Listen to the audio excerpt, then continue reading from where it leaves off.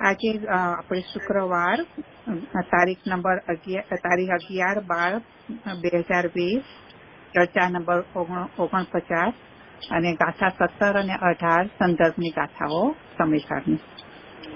જીતુભાઈ, જય જિનેન્દ્ર. હાજી હાજી, જય જય લતાબેન. હા, જય જિનેન્દ્ર. બાકી રંજનભાઈ ને હાજર હોય બધાને. અચ્છા, આજે આપણે 17-18 ગાથાની દ્રઢતા કરાવનાર જે ગાથાઓ છે, ભલે આમ છેલ્લે દિવસે આપણે રજનીભાઈ પૂછ્યું કઈ કઈ ગાથાઓ છે એટલે લઈ લીધી હતી, કોઈને રેફરન્સ જોવો હોય એટલા પૂછું, પણ વિસ્તારથી વિચારશું. આજે એમાં 6 થી 15 મિનિટ ચર્ચા થઈ ગઈ છે. આપણે 15 થોડું વેચાણનું છે પણ જોશું. પણ એ પહેલા હું એક બીજી વાત કરી દઉં કે ગઈકાલે પ્રવચનમાં સવારે અહીંયા અમારે 18મી વાર ચાલે છે. 15મી વારનું પૂરું થઈ ગયું એટલે પાછું 18મી વાર શરૂ કર્યું સમાચારનું. કન્ટિન્યુ સવારના રાખીએ છીએ સભામાં. તો ગઈકાલે 11મી ગાથાનો ભાવાર્થ હતો અને એમાં ગુરુદેવની મસ્તી હતી. પેલી સંસાર વ્યવહારને માનહાનનું ગ્રહણનું ફળ સંસાર છે અને નિશ્ચય શુદ્ધ નહીં ગ્રહણ કરો અને એનું ફળ મોક્ષ જ છે. એ આખો વિષય ને એમાં ગુરુદેવની મસ્તી હતી અધ્યાત્માની. હવે એ અધ્યાત્મની મસ્તીમાં વચ્ચે એટલે મારે એ સમજાવવું છે કે ગુરુદેવની ભક્તો ઉપર એટલે કે જિજ્ઞાસુ જીવો પર કેટલી અસીમ અપાર કરુણા હોય છે કે એમાં વચ્ચે એકદમ એમને યાદ કર્યું કે ઓહો, સંસારમાં ક્યાંય સુખ નથી. 84 લાખ યોનીમાં દુઃખ જ છે. શેઠિયો દુઃખી, રાજા દુઃખી, રંક દુઃખી, નારકી દુઃખી, દેવ દુઃખી, ક્યાંય સુખ છે જ નહીં. હવે આવી વાત ચાલતી હોય શુદ્ધાત્માની અને એમાં વચ્ચે વ્યવહારની વાત, એટલે વ્યવહારનો વિષય થયો ને, દુઃખ છે સંસારમાં, દુઃખ છે વ્યવહારનો વિષય થયો. પણ ગુરુદેવની એટલી કરુણા છે એટલે અંદરથી એમને એમ જ થયા કરતો કે ઓહો, જીવ કઈ રીતે આ સંસારમાં રહે છે અને સંસારમાં ક્યાંય સુખ નામનું કોઈ તત્વ જ નથી જેને સુખ કહી શકાય. એવું સુખ જ નથી.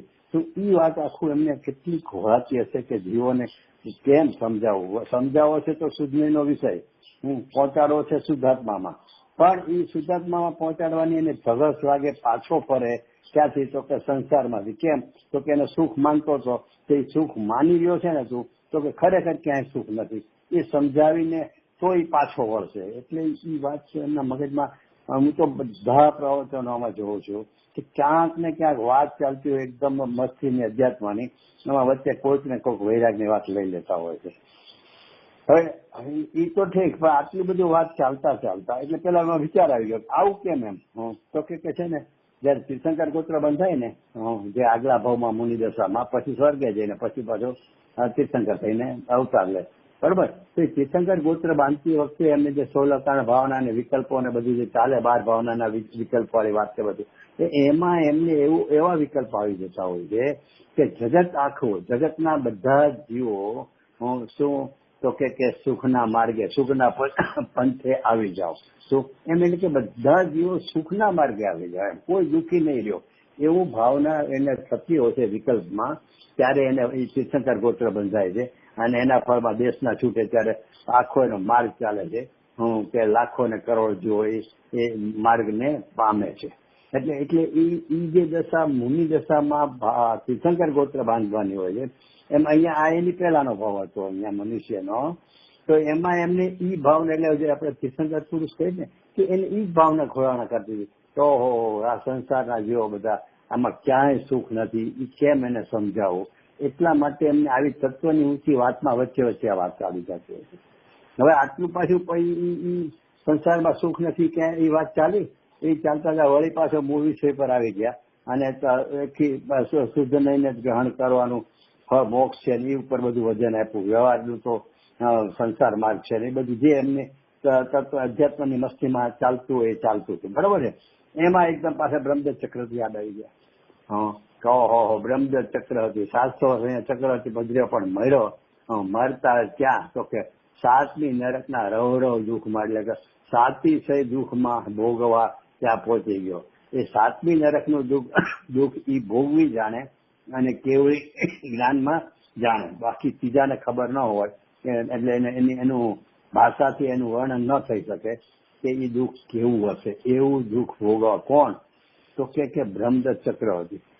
તમે વિચાર કરજો કે આપણે ગુજરાતના કેટલાય પ્રવચનો ખૂબ સાંભળો તો એમાં ભરત ચક્રવર્તી કરતા બ્રહ્મદેવ ચક્રવર્તીને વધારે યાદ કર્યા. કેમ એમ? ઓલા તો મોક્ષે ગયા, અને ક્ષાયિક સંકેત અહીંયા હતા અને દીક્ષા લીધી ભેગી સવારે દીક્ષા લીધી સાંજ સુધી પહેલા તો કેવળ જ્ઞાન પામી ગયા. આવા જબ્બર પુરુષાર્થી હતા. તો એને યાદ કર્યા કરવાને બદલે બ્રહ્મદત્ત ચક્રવર્તીને જ બધું યાદ કર્યા કરે. કારણ શું? આટલું બધું બ્રહ્મદત્ત ભરત કરતા બ્રહ્મદત્તને બધા યાદ તો કે ભાઈ ગુરુદેવ છે ને કોઈ પણ હિસાબે જીવો ને હું સંસારમાં ક્યાંય સુખ નથી એની પ્રતીતિ કરાવવા માંગે છે. તો એટલે એનો અર્થ શું થયો? એટલે પછી મને તે વચ્ચે વિચાર આવી ગયો. આમ તો પ્રવચન ચાલતું હતું પણ એક વિચાર આવી ગયો કે અધિક અનુકૂળતા જે ચક્રવર્તી હોય છે ને એને મનુષ્ય ગતિમાં એટલી બધી એને અનુકૂળતા હોય છે કે સર્વોચ્ચ અને સર્વોત્કૃષ્ટ એનો પ્રકાર જ આખો જુદો હોય છે. કારણ કે સૌધર્મેન્દ્ર એના મિત્ર હોય ને હજારો દેવો એની સેવા કરનારા હોય એ દશા એને એ પુણ્યનો પ્રકાર કેવો હશે? તો કે આવો અધિક હોવા છતાં તો કેમ સાતમી નર કહ્યું? તો કે અધિક અનુકૂળતા છે ને એમાં એટલો બધો મૂર્છાઈ જાય છે બ્રહ્મદત્ત ચક્રવર્તી. મૂર્છાઈ જાય એટલે બેભાન થઈ જાય છે એમ નહીં, પણ મૂર્છાઈ જાય છે એટલે શું કે ભાન જ નથી રહેતું. હું એટલે કે કેટલું ભોગવી છે ને એ તેને ઓછું પડતું હોય એટલો એને ભોગવટાનો રસ છે. એ ભોગવટાના રસને કારણે એ મરીને સાતમી નરકીમાં ઉપજે છે.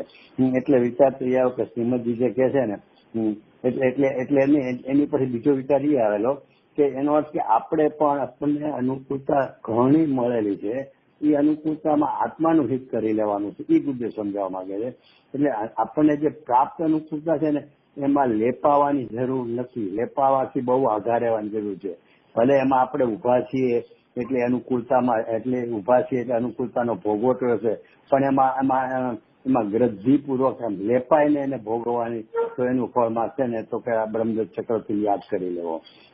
અને અધિક અનુકૂળતાની ચાહનાની પ્રવૃત્તિ પણ નહીં રાખી. એટલે વધારે જે અનુકૂળતા મને મળે તો વધારે અનુકૂળતા મળે એવી પ્રવૃત્તિ પણ નહીં રાખવી. જે છે એમાં જ્ઞાતા સામ્ય ભાવે એનાથી અલિપ્તપણે આત્માને સાધુ એવું અહીંયા ગુરુજીને કઈ કહેવાનો આશય બ્રહ્મદત્ત યાદ કરીને કહે છે. અને શ્રીમદજી તો કહે છે કે આ કાળે ખરેખર તો પ્રતિકૂળતા મળવી એ કરવાનું સાધન છે. શું 5 મારામાં ભોગના સાધનો એટલા બધા છે કે એમાં પ્રતિકૂળતા મળે ને તો એને બ્રેક લાગે, કાંઈક આંખ ઉઘડે. નહીં તો અનુકૂળતામાં બ્રહ્મદત્ત જેવી દશા થાય, મરીને નરકો હાલો જાય. એટલે શ્રીમદજી ત્યાં કીધું ને મને યાદ છે કે મારા બાપુજી કાયમ એમ કહેતા હતા કે ગૃહસ્થાશ્રમની નાની મોટી જે પ્રતિકૂળતાઓ હોય છે ને તો એ તો આત્માર્થીની કસોટીનો કાળ છે. કે એને જે દ્રઢ નિર્ણય કર્યો છે તત્વ સંબંધી અથવા આત્મા સંબંધી, તો એને એની કસોટીનો કાળ છે. એને ખબર પડે કે મારી દ્રઢતા કેટલી છે, એમ મારા બાપુજી કહેતા હતા. અને બીજું એ પોતાના માટે એવું લેતા હતા કે જેટલી અસાતા હોય ને મેં બાંધી હોય ને એ બધી અત્યારે આવી ગયો. કેમ? તો કે અત્યારે મારામાં એવું સામર્થ્ય છે, એવું બળ, તત્વજ્ઞાનનું એવું બળ છે કે હું એનાથી વિચલિત નહીં થાવ. એટલે કહેવાનો મતલબ એમ છે કે આપણે આ બ્રહ્મદત્ત ચક્રવર્તીની જે બધી વાત થાય છે, ગુરુદેવ વારંવાર લે છે, તો એની પાછળનું કારણ શું તો એ વિચારવાનું છે. એટલે એ મને જરા વિચારો બહુ આવેલા, એટલે તમને એ કીધેલું. અને બીજી એક મારા બાપુજીની વાત એટલે હારવાર એમ કહી દઉં કે એમ કહેતા હતા કે ગમે એવા ઉદયો વિચિત્ર હોય, અસાતાના હોય, એનો પ્રતિકાર નહીં કરવો. અને હરિભાઈ બ્રહ્મચારીની બી એ શૈલી હતી. એ બી એમ જ કહેતા હતા કે હું મૌન જ રહું, ખુલાસો જ ન કરું. ભલે મારા માટે કોઈને જે ખોટા વિચારો કરવા કરે પણ હું એના ખુલાસામાં જ નથી જતો, એમ કહેતા હતા. અને ગુરુદેવની પદ્ધતિમાં એવું હતું કે કોઈ પણ જાતના પત્રો આવે તો કે no reply is the best reply, ઉત્તર જ નહીં દેવાનો. તો એટલે આમાં માણસની શાંતિ થાય, આપણે શાંતિ વધારે ન થાય. એટલે મારા બાપુજી કહે છે કે પ્રતિકાર નહીં કરો. કે પ્રતિકારમાં શું થાય છે કે પ્રતિકારમાં પોતાની ક્લેશ થાય છે અને સામાજિક ક્લેશ થાય છે. અને પ્રતિકાર શું કામે કરવો? તો કે ભાઈ કર્મનો ઉદય અસાતાનો છે તો ખરવા માટે તો આવ્યો છે. પ્રતિકાર કરીશ ને તો વધુ નવી અસાતા બંધાશે. માટે અસાતાના ઉદયમાં જ્ઞાનને ઉર્ધ્વ રાખવું અને કસાયને દબાવવો. એટલે કે કસાયને હાવી નહીં થવા દઈ દેવો જ્ઞાન ઉપર, પણ જ્ઞાનને કસાય ઉપર હાવી બનાવવો. એટલે કે જ્ઞાતાપણે રહેવું. અને બેસીનું એટલા માટે ખાસ આ સંબોધન હતું કે જતું કરવું, એક જ વાત જતું કરવું. એ સંસ્થાના બધા નાના મોટા પ્રસંગો બનતા હોય, મતભેદ હોય ટ્રસ્ટીઓમાં બીજામાં, તો કે જતું કરવું. જતું કરવું એટલે શું?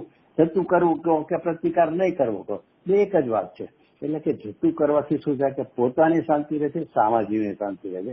આ બધા મને ગઈકાલે સવારના બ્રહ્મદત્ત ચક્રવર્તીના ગુરુદેવના કરુણા ભર્યા ઉદ્ગારોથી આમાંથી આ મને આ પોઈન્ટ જરા ત્યારે યાદ આવી ગયેલા, વિસ્તારથી નહીં પણ યાદ આવી ગયેલા, કારણ કે ત્યારે પ્રવચન ચાલતું હતું એટલે જરા મને વિશેષ લાગ્યું એટલે હારો અત્યારે કહી દીધું.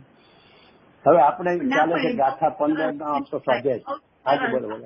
લૌકિક જીવનમાં પણ એ બહુ સરસ, કેમ કે જતું ના કરીએ ને તો પછી આગળ ઝઘડા થાય, બધું થાય, પછી આપણી અશાંતિ તૂટે, બીજાની તૂટે, એવા કોણ કામ કરે. બરોબર. એટલે હું તો એ યાદ કરી લેવાનું કે મારો અસાતાનો ઉદય જે મેં બાંધેલો હતો એ તો મારો દોષ હતો જ, અને વર્તમાનમાં એ દોષનું નિમિત્તે હું છું એ વાત બરોબર છે.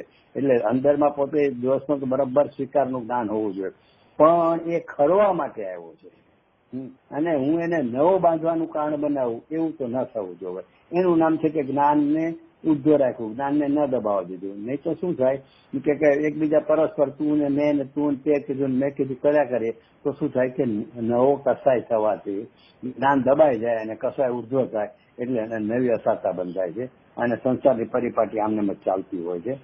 એટલે મને જરા બ્રહ્મદત્ત ચક્રવર્તી ઉપરથી વિચાર આવેલા. અચ્છા, હવે આપણે અહીંયા 15મી ગાથાનો સ્વાધ્યાય આમ તો પૂરો કરી લીધો હતો, પણ છતાં સહેજ એમાં એમ રહ્યા કરે આ દ્રષ્ટાંતના હિસાબે આચાર્ય કેમ અઘરું કરી દીધું.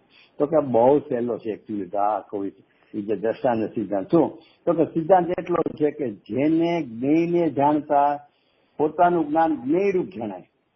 જ્ઞાનને જાણનારું તો જ્ઞાન છે, કોને તો કે જ્ઞેયને, તો કે જ્ઞેયને જુદું રાખીને જ્ઞાનને જાણવાને બદલે જેને જ્ઞાન જ્ઞેયરૂપ જણાય એ અજ્ઞાની, અને જેને જ્ઞેયને જાણતા જ્ઞાન જ્ઞાનરૂપ જ જણાય એટલે કે જ્ઞેયથી જુદું પડી અને જ્ઞાન જ જણાય એટલે કે જ્ઞેયને જાણનારું તે મારું જ્ઞાન છે એટલે કે મારો જ્ઞાનાકાર છે એને હું જાણું છું. એમ જ્ઞેયને જાણતા જ્ઞાન જણાય તે જ્ઞાની. આટલું શીખવાડું છે, અહીંયા દ્રષ્ટાંતથી સમજાવવું છે. એટલે એનો અર્થ શું કે સમજો કે મને ખાવાનો બહુ રસ છે ને મારી થાળીમાં આપણે કીધું એમ 4 વાનગી છે, કારેલાનું શાક ને કેળાના ભજીયા ને કેળાવાળા મરચા ને ભજીયા ને ખાટી ચટણી એ બધું છે, હું ખાઉં છું. હવે ખાતી વખતે મને આ કારેલાનું શાક ખારું છે, જે રજનીભાઈ કહે છે ને દ્રષ્ટાંતમાં, એ કારેલાનું શાક ખારું છે, પછી આ ભજીયા મરચાના ભજીયા ખારા થઈ ગયા છે, કેળાવાળા ખારા થઈ ગયા છે, ચટણી ખારી થઈ ગઈ છે, એવું જો મને યાદ આવે છે તો એનો અર્થ એ થયો કે ચારેય સ્વાદમાં મને સ્વાદની મુખ્યતા ન પકડાની, એ વાનગીના સ્વાદનું મને લક્ષ ન ગયું, અને શેનું લક્ષમાં આવ્યું તો કે મીઠાનું આવ્યું લક્ષ. હું એટલે ખારાપણા વડે મીઠાનું લક્ષ આવ્યું. એટલે ચારે વાનગીના ભેદે મને મીઠું મીઠું મીઠું જણાનું. એટલે કે ઈ કોનો દ્રષ્ટાંત થયો તો કે જ્ઞાનીનું સિમ્પલ છે કે જ્ઞેયો જુદા જુદા જ્ઞેયોને જાણતા. અત્યારે મને માનસ ભગવાન દેખાય કે જીન મંદિરનું શિખર દેખાય, ઘડીકમાં ગુરુદેવ ફોટો છે તો ગુરુદેવ દેખાય, સમયસાર સામે છે તો સમયસાર દેખાય. એ જુદા જુદા જુદા જ્ઞેયોને જાણતા મારું જ્ઞાન મને જ્ઞાન રૂપે જણાય છે કે આ જે જ્ઞેયો જણાય છે એ તો મારા જ્ઞાનનું જ્ઞેય છે, મને જણાય છે એ તો મારું જ્ઞાન જ, એ જ્ઞેયાકાર સવજીનું મારું જ્ઞાન જણાય છે. એમ જાણ્યું કેમ તો કે એને મીઠું મીઠું મીઠું મીઠું જાણ્યું બધી વાનગીનો સ્વાદમાં. એમાં જ્ઞેયને જાણતા અમે જ્ઞાનને જાણ્યું, તો એટલે જ્ઞાનીનું ઉદાહરણ છે. તકલીફ પડે છે અજ્ઞાનીના ઉદાહરણમાં. તો અજ્ઞાનીને શું થાય છે કે કારેલાનું શાક કડવું છે, પછી કેળાવાળા તો કે ગળા થઈ ગયા છે, મરચાના ભજીયા તીખા થઈ ગયા છે, આંબલીની ચટણી ખાટી થઈ ગઈ છે, એવું એને સ્વાદની મુખ્યતા રહે છે. એટલે કે જે વાનગીનો સ્વાદ અનુભવે છે એ સ્વાદ જ એને જણાય, એ સ્વાદનો જ પોતે અનુભવ કરે છે. પણ એમાં રહેલા મીઠાને એ જાણતો નથી કે આમાં જે ખારાશપણું છે ભલે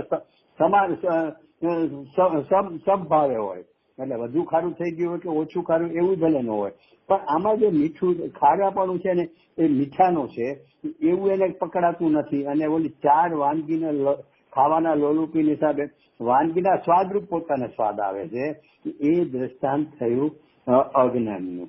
પણ અહીંયા એટલું જ દ્રષ્ટાંત નથી, અજ્ઞાનીનું લક્ષણ એટલું જ નથી કે જ્ઞેયને જાણે છે એટલે જ્ઞાનને ગૌણ કરી નાખે છે અને જ્ઞેયને મુખ્ય કરે, જે મલમાં કડવાશને મુખ્ય કરીને ખાટાશને મુખ્ય કરી અને મીઠાને ગૌણ કરી નાખ્યું, ખારાશને, એટલું અહીંયા અજ્ઞાનીનું લક્ષણ પર્યાપ્ત નથી.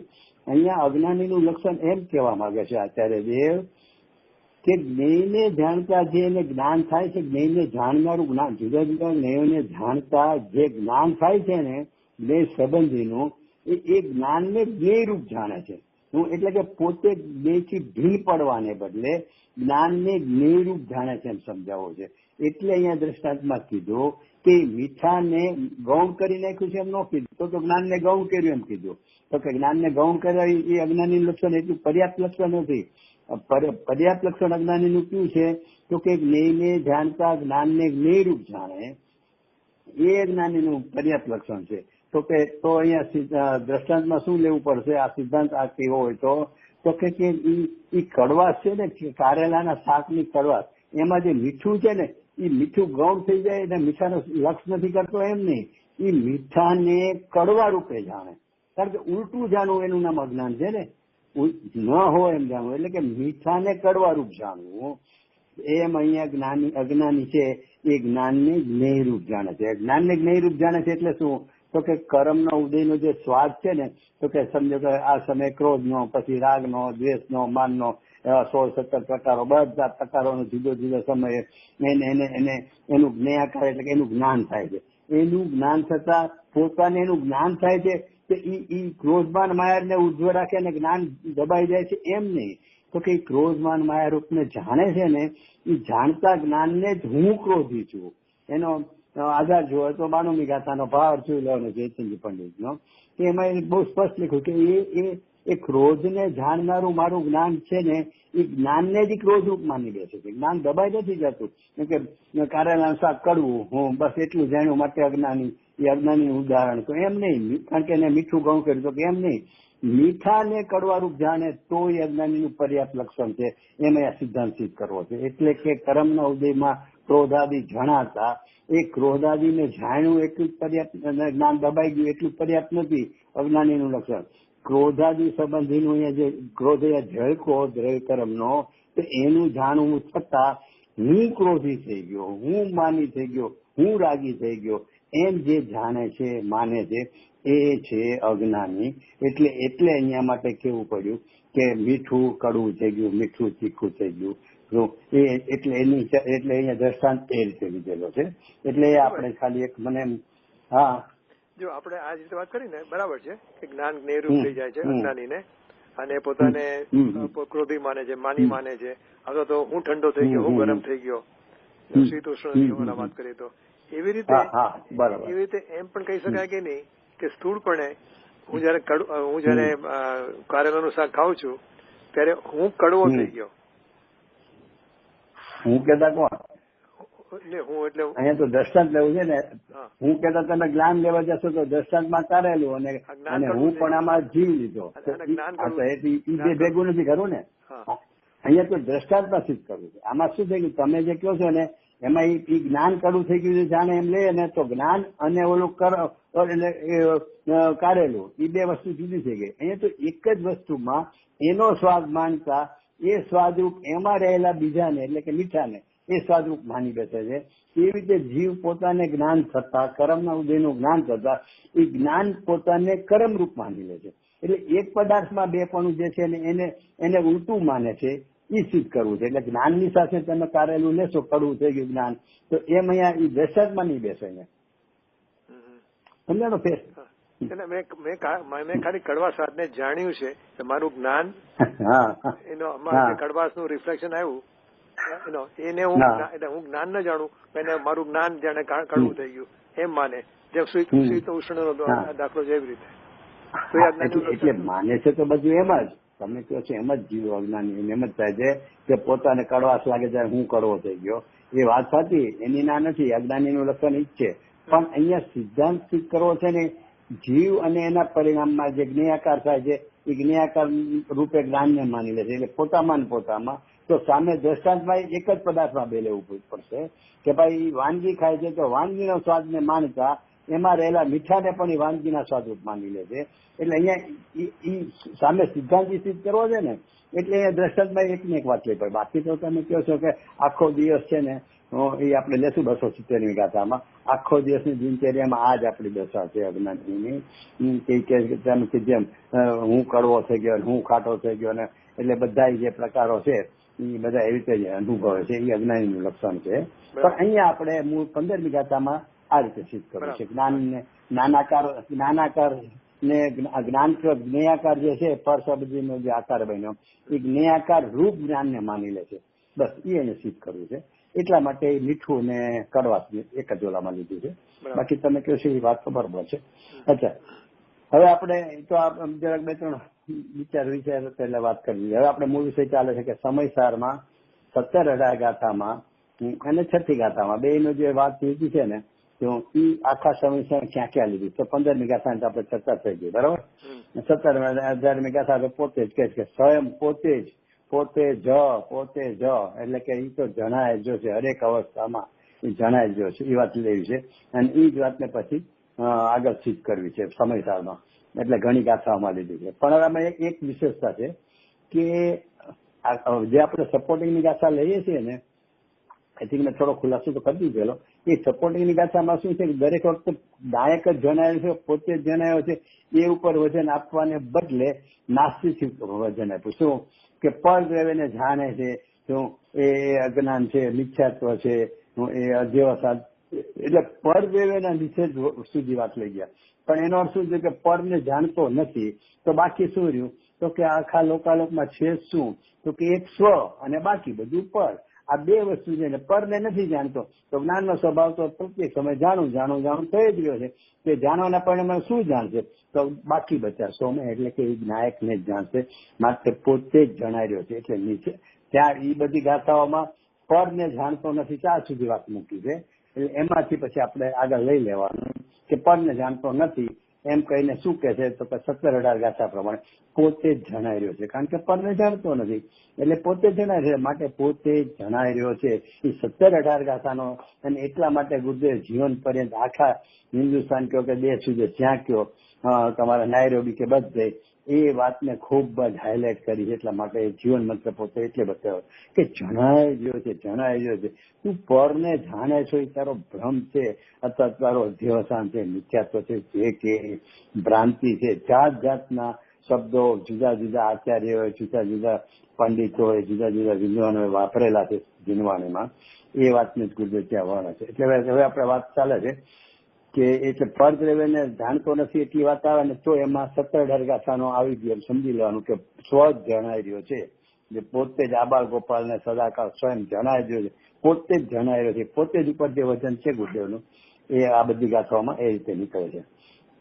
અહીંયા 33મો કળશ છે સમયસારમાં, એમાં આચાર્ય જ્ઞાન કેવું છે તો એ બતાવ્યું છે. એટલે કે જે પેલો 46 ગાથા 39 ગાથા છે, 38 ગાથા પૂરી કરી અને પછી એટલે પૂરો કર્યો અને જીવ અધિકાર શરૂ કર્યો અને 33મો કળશ આવ્યો.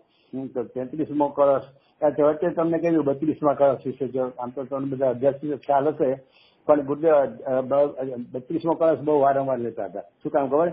કારણ કે અહીંયા એમ જ છે કે બધા જીવો પામો. તો 32મો પૂરો રંગ પૂરો કરતા આચાર્ય દિવસે કળશ મૂક્યો છે ને, હું એમાં એ વાત જ લીધી છે કે બધા જીવો એમ કે આને સાંતરસમાં નિમગ્ન થઈ જાઓ, શ્લોક પરંતુ ઉછળીને એ બધું મગ્ન થાવ એ બધું લખ્યું છે ને. એટલે ગુરુદેવને આ કળશ બહુ પ્રિય હતો, કારણ કે એમની ભાવના એ જ છે ને કે બધા જીવો સુખના પંથે આવો. તો એટલા માટે પહેલો એક બોલ આપણે બહુ હાઇલાઇટ કરેલો હતો કે અમારું કોઈ વિરોધી નથી, અમે કોઈના વિરોધી નથી, તો બધા જીવો આ મોક્ષના પંથે આવી જાઓ.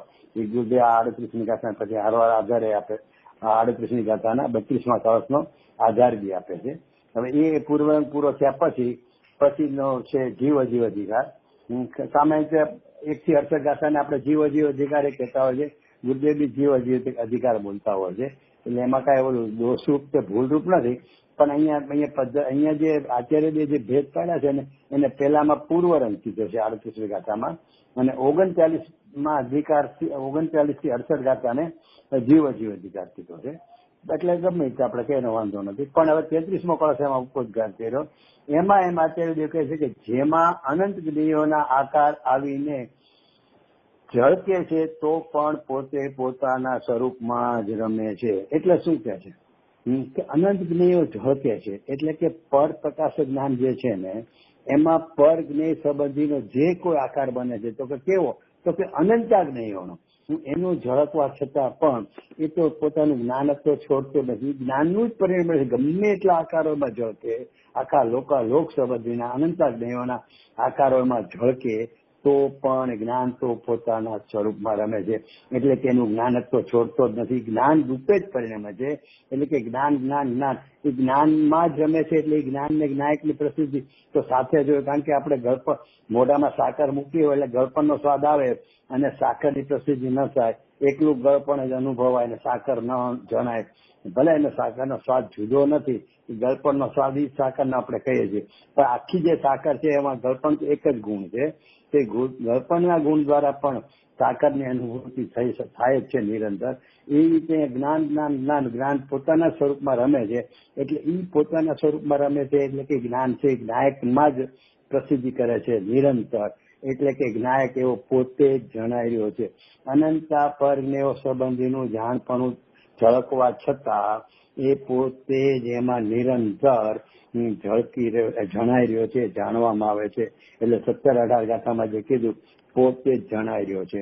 એટલે હવે આપણે દ્રષ્ટાંતથી જ આપણે સમજીએ કે ડ્રેસિંગ રૂમના દર્પણમાં બધું જ એમાં આખા રૂમમાં જેટલું હોય ને એ બધું જ એમાં ઝળકા કરે તો પણ દર્પણ એની સ્વચ્છતામાં જ એમાં કરે. દર્પણ અને સ્વચ્છતા એ સત્તા જ પણ ગમે એવા સારા પદાર્થો સામે ટીંગાડો નહીં દેખાય કે ખરાબ કપડા જે મેલા પડ્યા હોય એ બી દેખાય. એ બધું એમાં ઝળકે તો પણ એ ઝળકવામાં એકલી સ્વચ્છતા એ એનું સ્વરૂપ ક્યારેય રમણતા એની સ્વરૂપ રમણતા છોડતી નથી. એટલે કે દર્પણની સાથે એની જે ગાઢ જેને કહેવાય ને તાદાત્મ્યપણું એ એમાં ને એમાં રમે છે. એટલે કે એને જ પ્રસિદ્ધ કરે છે ગમે એટલા નેવ ઝળકે તો. માટે 17-18 ગાથામાંથી જોઈએ પોતે જણાય છે, જાણે છે, જે કોઈ એ બધું દર્પણના દ્રષ્ટાંતથી પણ આપણે સમજી શકીએ છીએ. ચલા હવે એક બોલ બહુ સરસ છે 49 ગાથાના. હવે આ 49મી ગાથાના અવ્યક્તના બોલ છે ને કે ગુરુદેવ એટલા બધા પ્રિય હતા કે સવારે 4 વાગે ઉઠીને જે બધા રટણ કરતા ને ગુરુદેવ, તો કે સમયસરની 1 થી 16 ગાથાનું રટણ કરતા. પછી અવ્યક્તના આવડા 6 બોલ એનું સ્મરણ રટણ કરતા, 6 બોલ બોલી જતા. પછી 47 શક્તિ લેતા, પછી 47 નહીં લેતા, શ્રીમદજીના 10 બોલ લેતા, 14 બોલ લેતા હતા, પ્રવચન સરના અલિંગરણના લેતા હતા. એવું બધું જે ઘોલન કરતા હતા ને સવારના ઉઠીને વહેલા, ત્યારે એ આ અવ્યક્તના બોલ લેતા હતા ખાસ. ગુરુદેવને અવ્યક્તના બોલ 6 બોલ છે ને છેલ્લા એ બહુ જ પ્રિય હતા. અને એમાં એ આપણી ગાથા જયારે એની સ્વાધ્યાય કરશું ત્યારે થોડુંક એમાં લેશું કે એક એક બોલમાં શું રસ છે. એકમાં પદથી ભેજ્ઞાન કરાવે, એકમાં કસાયાદી ભાવકરણથી ભેજ્ઞાન કરાવે. એમ કરીને જ્યાં સુધી લઈ જાય. એટલે બહુ પ્રિય હતી ગુરુદેવ. તો અહીંયા એ 5મા બોલમાં શું કે છે કે વ્યક્તપણું અને અવ્યક્તપણું ભેળા મિશ્રિત રૂપે તેને પ્રતિભાસવા છતાં પણ તે વ્યક્તપણાને સ્પર્શતો નથી, માટે અવ્યક્ત છે. અહીંયા તો આટલી વાત કરીએ. અહીંયા અવ્યક્તપણાને સ્વીચ કરવો છે. અવ્યક્ત કયો કે જ્ઞાયક કયો, વિકારી કયો, એ અવ્યક્ત જે પરિણમન થાય એને વ્યક્ત કીધું. તો અહીંયા શું કહે છે કે વ્યક્તપણું અને અવ્યક્તપણું ભેળા મિશ્રિત રૂપે તેને પ્રતિભાસે છે. એમાં શું આવ્યું તો કે વ્યક્તપણું એટલે જ્ઞાનની પર્યાય, ચાહે સ્વસંબંધી હો કે ચાહે પર સંબંધી હો, એટલે કે જ્ઞેયાકાર રૂપ હો કે જ્ઞાનાકાર રૂપ હો, એ કોઈ પણ પર્યાયનું પરિણમન હો જ્ઞાનની અથવા બધા ગુણોનું. અહીંયા આપણે જ્ઞાનની વાત લેવી છે. તો કે અહીંયા વ્યક્તપણામાં એટલે કે જ્ઞાનની કોઈ પણ પર્યાય હોય એ તો પ્રગટપણે પરિણમી રહી છે. એ તો આપણને દેખાય જ છે. એટલે કે પ્રતિભાસી જ રહે છે. એની સાથે નિયમપૂર્વક અવ્યક્તપણું પણ ભેળા મિશ્રિત રૂપે પ્રતિભાસે છે. એટલે કે જ્ઞાનના કોઈ પણ પરિણમનમાં જ્ઞાયક તો નિરંતર પ્રતિભાસિત રહ્યો છે. એટલે કે પોતે જણાઈ રહ્યો છે. આ બાળ ગોપાળ કોઈ પણ હો, અજ્ઞાની હો, મિથ્યા દ્રષ્ટિ હો, ગમે ગતિમાં હો, પણ એને જ્ઞાયક જ પ્રતિભાસી રહ્યો છે, જ્ઞાયક જ જણાઈ રહ્યો છે, પોતે જ જણાઈ રહ્યો છે. એ જે 17-18ની ગાથામાં લીધું અહીંયા કહે છે કે ભેળા મિશ્રિત રૂપે. એટલે એનો અર્થ કે ક્યારેય વ્યક્તપણું જણાય અને અવ્યક્ત એવો જ્ઞાયક ન જણાય એવું બને. પ્રતિભાસ તો ને પ્રતિભાસ શબ્દ આચાર્ય જે વાપર્યો છે એ પ્રતિભાસ થઈ રહ્યો છે, એને જાણતો નથી, જણાઈ રહ્યો છે. જણાઈ રહ્યો છે છતાં જાણે નહીં, એનો દોષ છે. કારણ કે જાણવા માટે એને લક્ષ કરવું પડે છે, લક્ષ કર્યા વગર જણાતું નથી. તો એટલે પણ જણાય તો રહ્યું જ છે. જેમ આપણે દર્પણની વાત કરીએ છીએ, અથવા તો પરમાત્મા પ્રકાશની ગાથાની વાત, એમાં તો આચાર્યજીએ ખાસ લીધું છે કે ભાઈ ચાંદની રાતમાં આ રીતે એના જળમાં આકાશનું બધું જેમાં ઝળકે છે અને જેનું લક્ષ કરે છે એ જણાય છે. તો કે હું ચંદ્રનું લક્ષ કરું છું તો મને ચંદ્ર જણાય છે. પણ એમાં એક બહુ સમજવા જેવી વાત છે કે મને આકાશનો ચંદ્ર તો જણાતો જ નથી. એટલે આકાશનો ચંદ્ર જણાતો હોય પણ મને જળમાં જે એનો આકાર બન્યો, હું એટલે કે જળની પરિણમન છે એ મને જણાય છે. એમ કરીને ગુરુદેવ એક ગાથામાં કળશટીકાનું છે, લગભગ પ્રવચન 258 કળશ હોય કે 258 નંબર હોય, યાદ નથી. એમાં ગુરુદેવ ત્યાં સુધી કે નાયક છે ને ખરેખર જાણવાની પર્યાયમાં આવતો જ નથી. એ સ્વપ્રકાશકની જે પર્યાયમાં જે આકાર બને છે, જેમ પર દ્રવ્ય સંબંધીનો આકાર પર્ગની આકારમાં, એટલે કે આપણે જેને પર પ્રકાશક પણ કહે છે, એ પર્યાયમાં પર સંબંધીનો આકાર બને છે, એને જ્ઞાન જાણે છે. પણ પદ્રવ્ય જ્ઞાનમાં આવતું નથી. કારણ કે એ તો સીધી વાત છે કે ચંદ્રમાં કોઈ દિવસ પાણીમાં આવતો નથી કે આપણે એ ચંદ્રમાને જોઈએ. આપણે જે ચંદ્રમાને જોઈએ છે પાણીમાં હોય જ નહીં, એ તો આકાશમાં જુદું. આકાશમાં ચંદ્રમાં પાણીમાં આવી જ ન શકે. એમ અહીંયા કહે છે અવ્યક્તપણું છે ને એ વ્યક્તપણાને સ્પર્શતો નથી. સ્પર્શતો નથી એટલે શું કે એને જાણતો, એટલે કે એની જાણપણું જે થાય છે ને એ ખરેખર તો જ્ઞાનની પર્યાયનું પોતાનું જે વ્યક્તપણું છે ને એ વ્યક્તપણાને જ જાણે છે. એટલે કે જણાઈ રહ્યો છે ને એનું લક્ષ કરતા શું થાય છે કે એ આકાર તો જ્ઞાનનો પોતાનો છે. એ સ્વપ્રકાશકપણામાં જ્ઞાયક સંબંધીનો આકાર છે. આકારનો અર્થ આપણે ક્યારેય વ્યંજન નહીં લેવો, મગજમાં નહીં રાખવું કે આકાર એટલે જેમાં ગ્લાસનો આકાર ને સમયસરનો આકાર ને ફોટાનો આકાર, એમ નહીં. આકારનો અર્થ છે એ જ્ઞાનના પરિણમનનો પ્રકાર, જ્ઞાનના પરિણમનનું રૂપ. એ વખતે કેવું છે તો એને તો સ્વપ્રકાશકપણામાં જ્ઞાયકનું નિરંતર, કારણ કે વ્યક્તપણું ને અવ્યક્તપણું ભેળા મિશ્રિત રૂપે નિરંતર ભાષે છે, પ્રતિભાષે.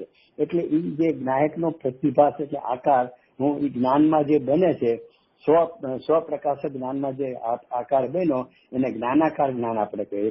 એને જ્ઞાન જાણે છે, નહીં કે વાસ્તવિક ચંદ્રમાને, કે નહીં કે જ્ઞાયકને.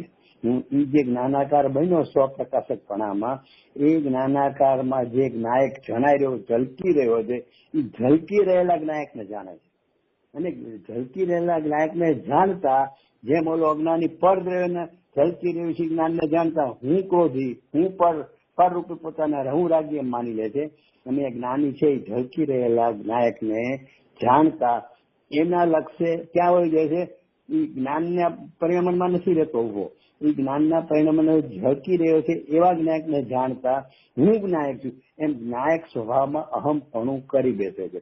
પણ એ પણ અહમપણું કરી બેસે છે, કહીએ છીએ એ સદ્દાગુણનું પરિણમન, પણ એ પણ એની પર્યાયમાં જ છે. ખરેખર એ જ્ઞાયકમાં તો કાંઈ અહમપણું બી થતું નથી, જ્ઞાયકનું જાણપણું બી થતું નથી. એ તો ચંદ્રમાન, આકાશનો ચંદ્રમા તો આકાશમાં એમને એકદમ નિષ્ક્રિયપણે એમને એમ છે, એનું પ્રતિબિંબ અહીંયા જળમાં ઝળકે છે. એટલે ત્યાં દ્રષ્ટાંત છે એ પરપ્રકાશકપણાનું છે. પણ આપણે અહીંયા અવ્યક્તના બોલમાં પરમાત્મા પ્રકાશનું દ્રષ્ટાંતને સ્વપ્રકાશકપણામાં ઉતાર્યું કે એ અવ્યક્તપણું છે એ વ્યક્તપણાને સ્પર્શતો નથી, એટલે કે વ્યક્તપણામાં આવતો જ નથી, જે રીતે ચંદ્રમાં જળમાં આવતો નથી એમ. એટલે મારું કહેવાનું છે કે અહીંયા પ્રતિભાસવા છતાં, એટલે પ્રતિભાસ તો નિરંતર, એટલે કે આબાળ ગોપાળને કોઈ પણ અવસ્થા હો, વ્યક્તપણું તો બધાને જ હશે. નિગોદના જીવને પણ વ્યક્તપણું, જ્ઞાનનું પ્રગટ અંશ તો એને બી છે. તો કે જ્ઞાનનું એટલે કે વ્યક્તપણું, એ વ્યક્તપણાની સાથે અવ્યક્ત નિરંતર પ્રતિભાસી રહ્યો છે. જાણતો નથી કેમ કે એનું લક્ષ કરતો નથી, એ જુદી વાત છે. પણ જે આબાળ એટલે 17-18 ગાથામાં જે વાત લીધી કે નિરંતર પ્રતિભાસી રહ્યો છે, હું એ વાત અહીંયા પણ સ્થિત થાય છે 49 ગાથામાં. આ છે કઈ પ્રશ્ન આગળ કાગળ? જીતુભાઈ પ્રશ્ન છે કે આપણે હમણાં જે વાત કરી ને એટલે એ બરાબર છે, કોઈ ઓબ્જેક્શન નથી. પણ એટલે એનું ડિડક્શન, એનું કન્ક્લુઝન એમાં આવે કે જ્ઞાનમાં જે આકાર થયો જ્ઞાયકનો, એટલે જ્ઞાયકનો સ્વરૂપ જે રીતે જણાણું, એ આકાર એટલે સ્વરૂપ જણાણું. તો એ જે આકારનું સ્વરૂપ જણાણું પર્યાયમાં આપણે ભલે એમ કહીએ બોલવામાં કે નાયક સાથે તાદાત્મ્ય થઈ પર્યાય, પણ ખરેખર તો પર્યાયમાં તાદાત્મ્ય થઈ છે. પર્યાય જે જ્ઞાનનું નાયકનું સ્વરૂપ જે જણાયું એ જ્ઞાનની પર્યાય ને પર્યાયમાં તાદાત્મ્ય છે, નાયક સાથે તાદાત્મ્ય નથી. બરાબર નથી. બરોબર. એટલે ગુરુદેવ છે ને આ પ્રશ્ન છે તો હા ચંદ્રભાઈ ડોક્ટર બોલેલા બી ખરા કે આ લીન થઈ જાય છે ને બોલે ને ગુરુદેવ પર્યાય જ્ઞાયકમાં લીન, તો કે આમાં તો આપણે કીધું લીન થઈ જાય કે રામજીભાઈ બોલ્યા. ગુરુદેવ કે ભાઈ તો બોલવામાં એમ આવે કે જ્ઞાયકમાં ખરેખર કોઈ પર્યાય નથી, લીન થતી નથી, એનો બધું આશ્રય કે બધું બોલાય. પણ એ તો એટલા માટે કે ઈ પર્યાયની સન્મુખતા કઈ તરફની છે, બસ એટલું જ વિચારવા માટે કે ઈ પર્યાયની સન્મુખતા જ્ઞાયકની થઈ છે, બસ. બાકી થાય છે તો બધું સન્મુખતા નું પરિણામ છે ને એ બી પર્યાયનું જ છે અને પર્યાયમાં જ થાય છે. તો પણ એનું લક્ષ જ્ઞાયક તરફ પર તરફ નથી, એ પર તરફ નથી એનો નિષેધ સમજાવવા માટે કીધું કે તો લક્ષ ક્યાં છે, એ જ્ઞાનની પર્યાય કોની સન્મુખ થઈ છે, તો કે પરની સન્મુખ નથી થઈ, એ જ્ઞાયકની સન્મુખ થઈ છે. અને જ્યાં જ્ઞાયક અને જેની સન્મુખ થાય ને જ્ઞાનની પર્યાય એમાં એકાકાર પણ કરી બેસે એવી એક જ્ઞાનની પર્યાયનું જેવું સ્વરૂપ છે. કારણ કે એની સાથે સર્જાગુણ ચાલુ જ છે, બંનેનું પરિણામ સાથે જ હોય છે કે જેવું જ્ઞાનનું થાય એવું સર્જાગુણ એમાં હમપણું કરી બેસે. એટલે જ્યાં જ્ઞાનનું પરિણામ અને અજ્ઞાન દશા છે તો એ પરમાં જાય છે, એનું લક્ષ પર સન્મુખતા પરની થાય છે તો એ પરમાં હમપણું કરી બેસે છે. અને જેના જ્ઞાનનું પરિણામની સન્મુખતા સ્વની થાય છે તો એમાં અહમપણું કરી બેસે. એ જ્ઞાયકને તો સ્પર્શ તો નથી, કાંઈ નથી, પણ એ સંબંધીનું જે અહીંયા બન્યું ને એ હું છું એમ માની બેસે. જેમ કે આપણે ચંદ્રમાં જોઈએ તો આપણે કોઈ એમ નથી કહેતા કે હું આકાશના ચંદ્રમાં નથી જોતો, જોઈએ છે તો પાણીના ચંદ્રમાને, છતાં મેં ચંદ્રમાને જોયો ચંદ્રમા, તો ત્યાં તો ચંદ્રમા છે જ નહીં, તો પાણી જ છે. પણ એમ આપણે બોલીએ છીએ અથવા કહીએ છીએ, સમજાય છે તો આપણને એવો જ લાગે કે જાણે હું ચંદ્રમાને એટલે કે આકાશના ચંદ્રમાને હું જોતો અને એવું જ આપણને અનુભવ થાય છે. તો પાણીનું એ આપણને ખબર છે, પણ આપણને અનુભવમાં એમ લાગે કે હું તો સાક્ષાત ચંદ્રમાને જોઉં છું. એમ અહીંયા જ્ઞાનમાં જ્ઞાયક જેનું જે પરિણમન થાય છે ને જ્ઞાયકનું રૂપ જણાય છે, એટલે એવા આકારે જ્ઞાનનું પરિણમન થાય છે. એને જાણતા આ જ્ઞાયક કે હું એમ થઈ જાય છે. જ્ઞાયકમાં તો એ તો જ્ઞાયક તો એટલો ભાઈ નિષ્ક્રિય ને અલિપ્ત છે, એમાં પરિણમન વાળી કોઈ પણ વાત ન આવે. એ છે ને એ વિચારીએ તો આપણું એમ થાય કે શું વસ્તુ છે, જે ત્રિકાળી વસ્તુ છે ને એને ક્ષણિકતાના કોઈ ભાવ વાળે કાંઈ લેવા દેવા નથી. પણ એક આખું જે દ્રવ્ય છે એમાં એ બંને અંશો સાથે રહેલા છે, એટલે એક પરિણમન છાજ કરે અને એક નિષ્ક્રિય પણ રહ્યા કરે. એટલે પરિણમન છા કરે ને એને નિષ્ક્રિયની ભાષાથી એમ કહેવાય કે જ્ઞાયકમાં લીન થઈ ગયો, અથવા તો જ્ઞાયક જે સ્વપ્રકાશપણામાં જ્ઞાયક સંબંધીનો જે આકાર બન્યો એ આકારને જાણતા આ જ્ઞાયક કે હું એમ જ્ઞાયકમાં અહમ પણ કરી દીધું. એ બધું ભાષાથી કહેવાય છે, તમે કીધું એમ જ. કારણ કે એ નહીં તો બે અંશ એકરૂપ થઈ જાય. તાદાત્મ્ય છે, તાદાત્મ્ય કહેતા શું છે કે પ્રદેશ ભેદ નથી એટલે તાદાત્મ્ય છે, પણ એકરૂપ નથી. એટલે કે બે નું એક જ રૂપ હોય કે કાં ક્ષણિક હોય ને કાં ત્રિકાળી હોય, એમ એકરૂપ પણ નથી થઈ જતું. જો બે એકરૂપ થઈ જાય તો કાં બે માંથી એકને ફરવું પડે, કાં ત્રિકાળી થઈ જવું પડે, કાં ક્ષણિક થઈ જવું પડે. એટલે કહેવાની ભાષામાં જ બધું આવે, પણ એનું જે બેનું એટલે ટૂંકમાં જે રીતનું ભિન્નત્વ છે એ ભિન્નત્વ પણ એના જ્ઞાનમાં યથાર્થ હોવું જોઈએ. ભિન્નત્વ કહેતા પછી ઓલું કે બંગડી અહીંયા પહેરી છે સોનાની અને સોનું બીજા હાથમાં છે, એવું ભિન્નત્વ નથી.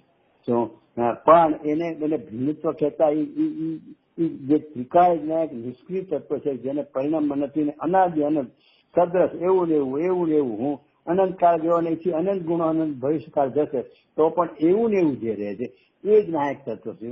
અને એમાં દ્રષ્ટિ કરનાર એ પર્યાય છે, એ વર્તમાન પર્યાય. તો કે એ તો ક્ષણે એના વિષયો બદલા જ કરે છે, આકારો બદલા જ કરે છે. એટલે એમાં એને જેને જ્ઞાની થયો છે એને સ્વસંબંધીના આકારો પર લક્ષ ગયા કરે છે, અને અજ્ઞાની છે એને પર તરફના આકારો પર લક્ષ જાય છે. અને જતા જાણે હું એ રૂપ થઈ ગયો માને છે, તો અજ્ઞાની હોય તો પરરૂપ થઈ ગયો માને, ક્રોધી થઈ ગયો, રાગી થઈ ગયો, અને જ્ઞાની હોય તો હું જ્ઞાયક થઈ ગયો.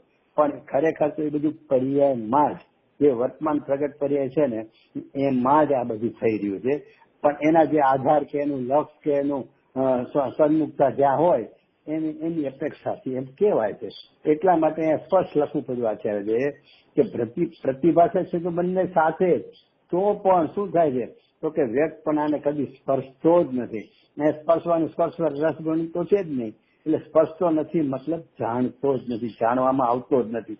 એટલે કે પર્યાયમાં વ્યક્ત પર્યાય જ્ઞાનની છે ને એમાં જ્ઞાયક કદી આવતો જ નથી. એનું નામ છે વ્યક્તપણાને સ્પર્શતો જ નથી.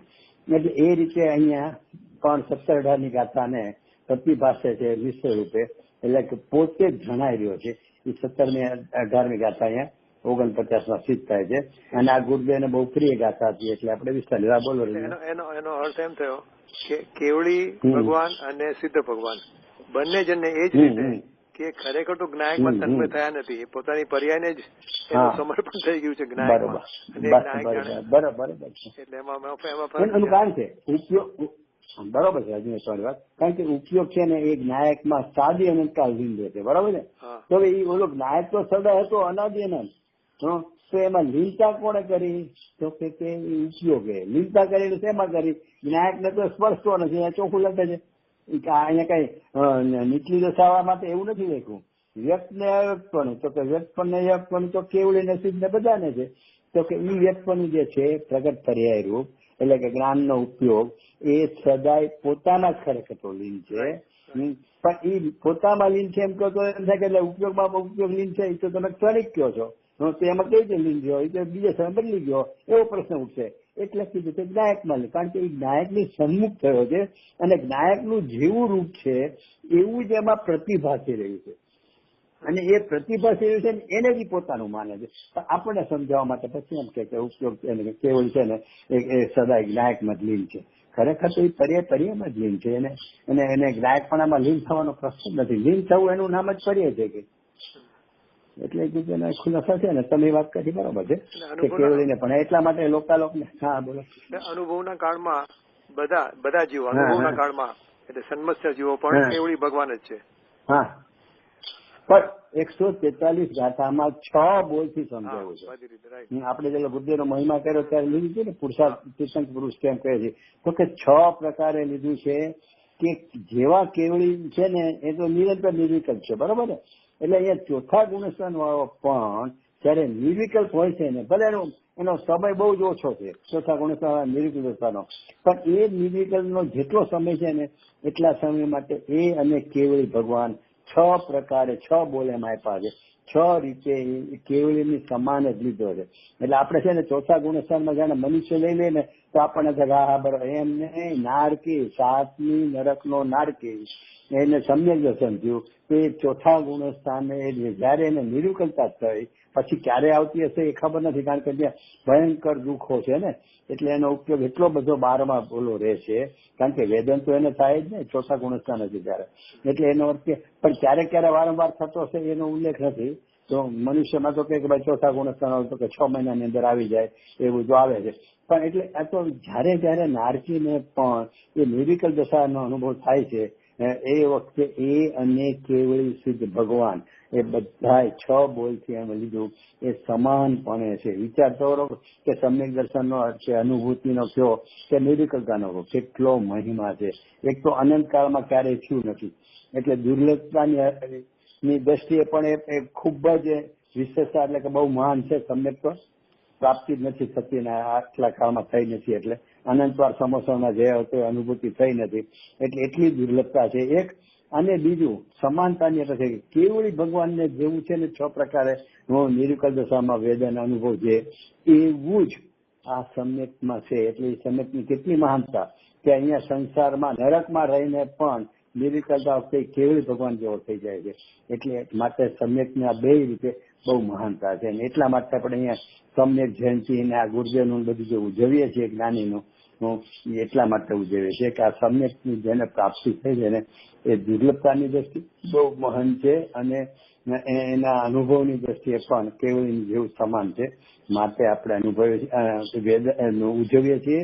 અને એ ઉજવવા પાછળની એક જ ભાવના છે કે એને ઉજવવાથી મને તારી દેશે એમ નહીં. એ તો શુભભાવથી જાણીએ છીએ પણ અમે અનુમોદના કરીએ છીએ કે અમને પણ એમના નિમિત્તે એ જલ્દી પ્રગટવો જો એની અનુમોદના માટે આપણે એને ઉજવીએ છીએ.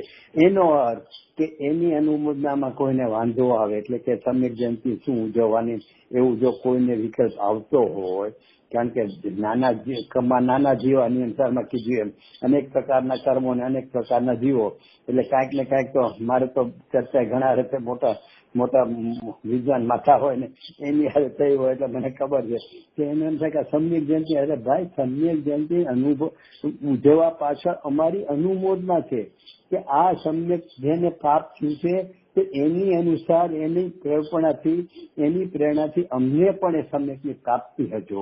આપણે મુનિ આહારદાનમાં ભાવના ભાવી શકીએ કે મુનિના આહારદાન શું કામ કરે છે કે મુનિ પણ આને અનુમોદના કરીએ છીએ કે અમને પણ આ મુનિ દશા પર, તો સમ્યકની ભાવનામાં કેમ તમને વાંધો આવે? સમ્યક જયંતિ ઉજવવામાં કેમ નિષેધ આવે? એને ઉજવવાનો ભાવ આવો જ જોવે, કારણ કે એ પ્રાપ્તિ અનુમોદનાની પ્રાપ્તિ, અનુમોદના માટે આપણે કરીએ છીએ, મુનિના આહારદાનમાં કરીએ છીએ એમ જ માટે. એટલે માટે કીધું કે અહીંયા જે આપણે તમે વાત કરી ને કે ચોથા ગુણસ્થાન વાળા પણ કેવળીની સમાન જ છે, તો એ બરોબર છે અને માટે આપણે એને ઉજવવું જોઈએ. લેવલ આગળ.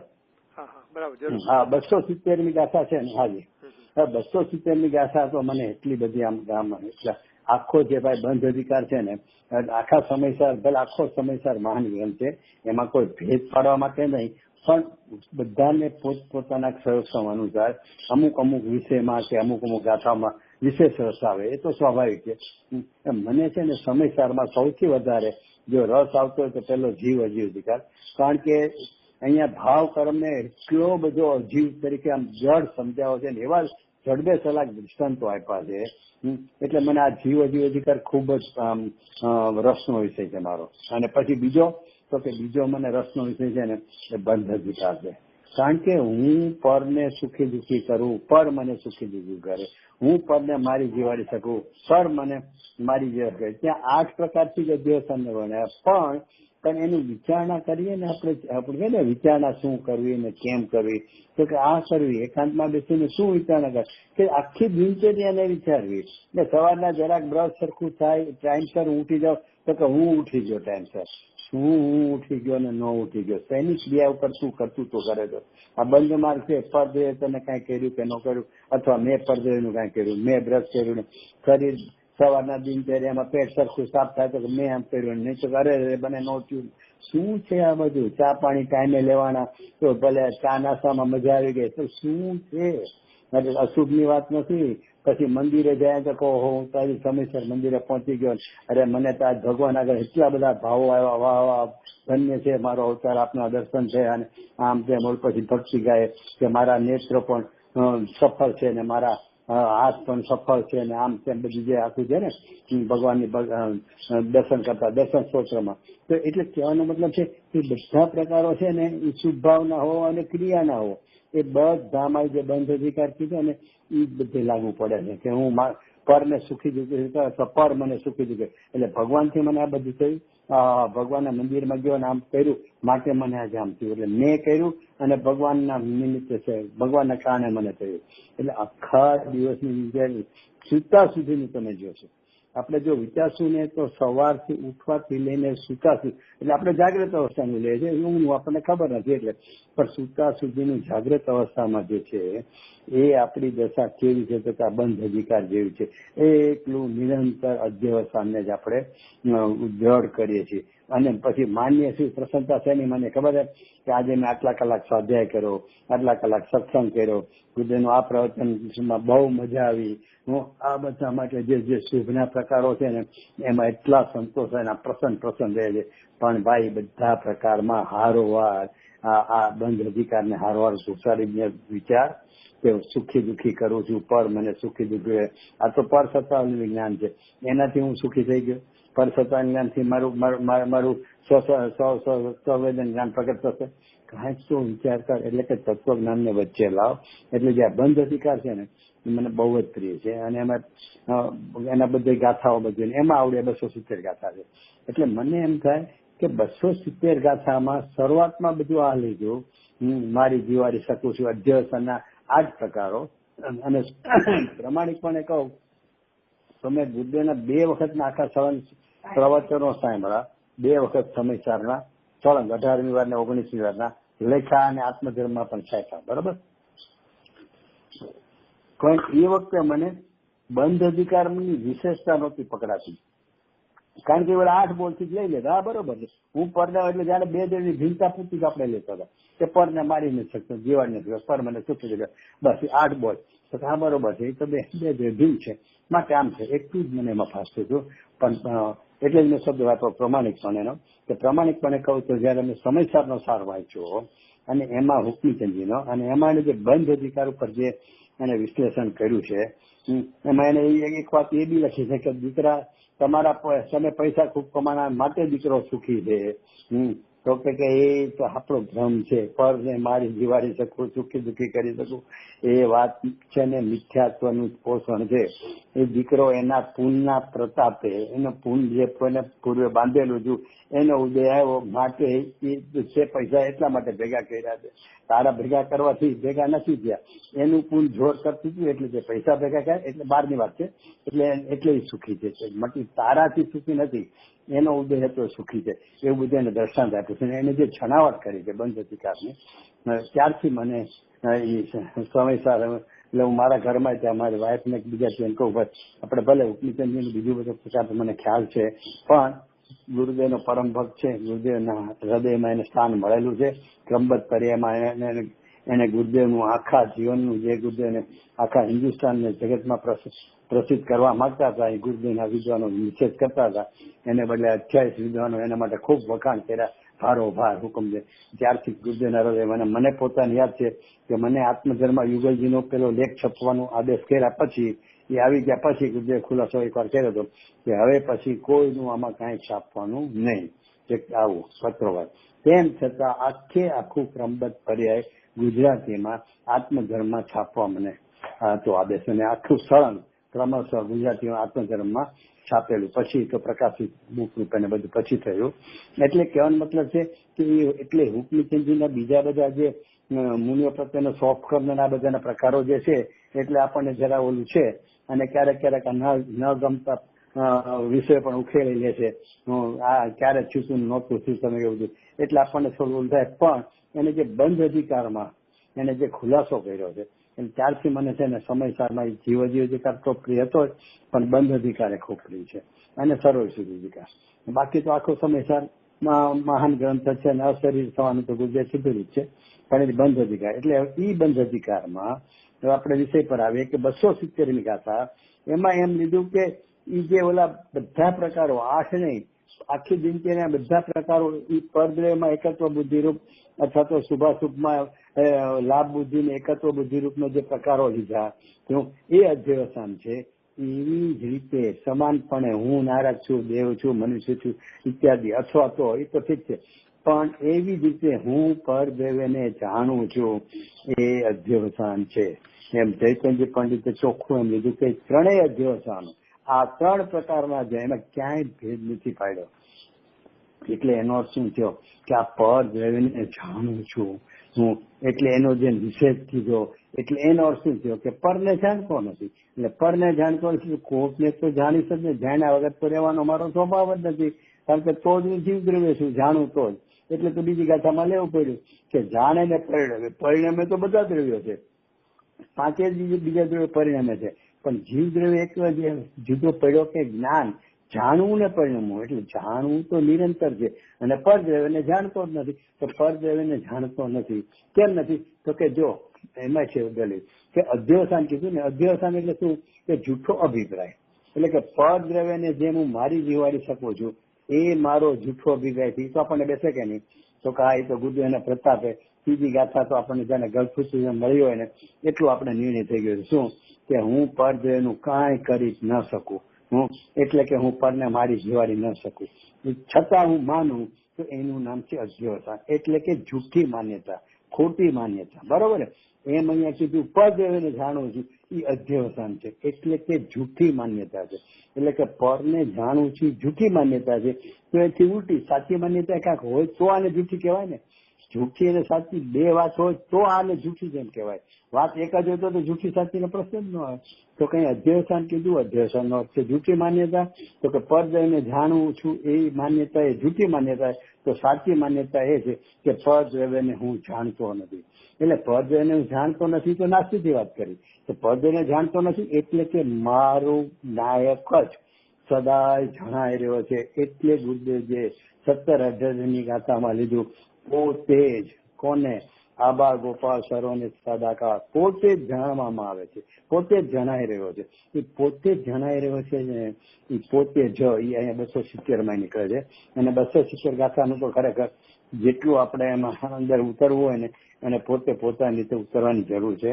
કારણ કે 270 ગાથામાં જે અધ્યવસાન કહી દીધું એને, એટલે એને થાય કે અરે હું પર દેવાનું તો હજી બુદ્ધિપૂર્વક તર્કપૂર્વક હું એનો અકર્તા છું એવું તો માનું છું, નિમિત્તથી થતું નથી, પરથી થતું નથી, એ બધું મને માનું છું. તો આ એટલું જ અધ્યવસાન આ પરને જાણું છું સંબંધમાં છે, એ મને કેમ બેસતું નથી. એમ જ થાય. હવે હું એમ કઉ છું કે આપણે અગ્નિથી પાણી ઉષ્ણ થાય છે એવું તો કોઈ મુમુક્ષુ નહીં માને, કોઈ મુમુક્ષુ નહીં માને. અડધી રાતે પૂછતો ને ઘર ઊંઘમાંથી તોય પણ કોઈ એમ નહીં કે ભાષામાં નહીં આવે કે પાણી ગરમ થાય છે એ અગ્નિથી થાય છે. એ તો બરોબર, પણ પાણીમાં જે ઉષ્ણતા છે એ કોની છે? તો કે અગ્નિની ઉષ્ણતા છે, એમ પણ કોઈ નહીં માને આપણા મુમુક્ષુ. તો કે કેમ? તો કે એ પાણીની વર્તમાન યોગ્યતાની ઉષ્ણતા છે. અગ્નિની ઉષ્ણતામાં પ્રવેશ જ નથી કરતી. બે દ્રવ્ય જો જુદા છે તે બે દ્રવ્યનું પરિણામ જ જુદું જ હોય ને. અગ્નિ એક દ્રવ્ય અને પાણી એક દ્રવ્ય. તો અગ્નિની ઉષ્ણતા એ તો એનું પરિણામ છે. તો અગ્નિ ભિન્ન હોય તો એની ઉષ્ણતા પણ પાણીથી ભિન્ન હોય. તો એટલે માટે એ અગ્નિની ઉષ્ણતા એ પાણીની ઉષ્ણતા નથી. પાણીની ઉષ્ણતા પોતાની છે, સ્વયં વર્તમાન યોગ્યતાની છે, એમ આપણે માનીએ છીએ. તો જાણવામાં એ લ્યો ને, તો જાણવામાં કેમ નથી બેસતું?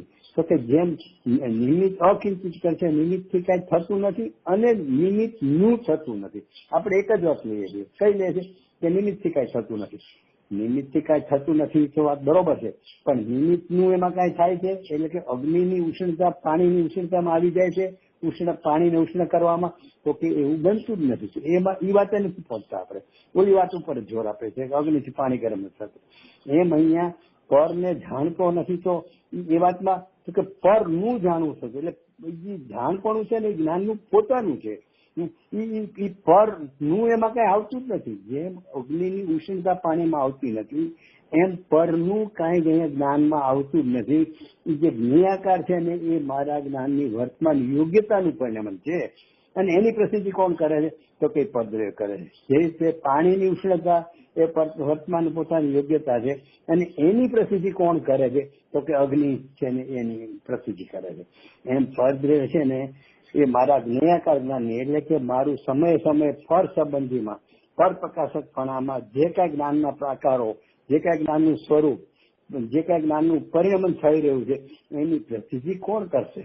તો કે એની પ્રસિદ્ધિ કરનાર પર જ્ઞેય છે. એટલે પરને પ્રસિદ્ધિ કરનાર છે, પણ પર જ્ઞેયનું એમાં કાંઈ થતું નથી. એટલે મારું વજન અત્યારે સમજાવવામાં એ છે કે અગ્નિની ઉષ્ણતા પાણીમાં નથી આવતી, એ પાણીની જ ઉષ્ણતા છે પોતાની. એમાં અગ્નિની ઉષ્ણતાને એને કાંઈ લેવા દેવા નથી. એવી રીતે પર દ્રવ્યનું જ્ઞાનમાં જાણપણું થતું જ નથી. એ જ્ઞાનનું પોતાનું પરિણમન છે, એ સંબંધીનું. આપણને પ્રશ્ન ક્યાં તકલીફ થાય ખબર છે?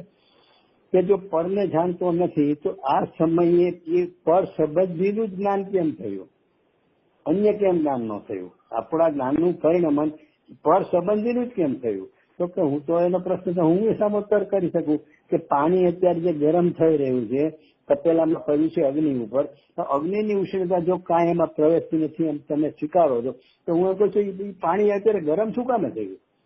અગ્નિની ઉષ્ણતાથી કાંઈ થતું નથી, તો એ પાણીનું પરિણામ અત્યારે સ્વીકારો હોય તો શું વાંધો? અરે ભાઈ એવું બને જ નહીં. નિમિત્ત એટલે મૂળ આપણે નિમિત્ત શું છે એ સમજમાં ઓછું આવે છે ને, એટલે આપણને આવા બધા કુતર્કો આડા આવે છે. શું છે? નિમિત્ત પ્રસિદ્ધિ કરનાર છે. પ્રસિદ્ધિ ક્યારે કરે? હોય એની પ્રસિદ્ધિ કરે ને. એટલે એમ કે પાણી ઉકળી રહ્યું છે એની પ્રસિદ્ધિ કોણ કરશે? તો કે અગ્નિ કરશે.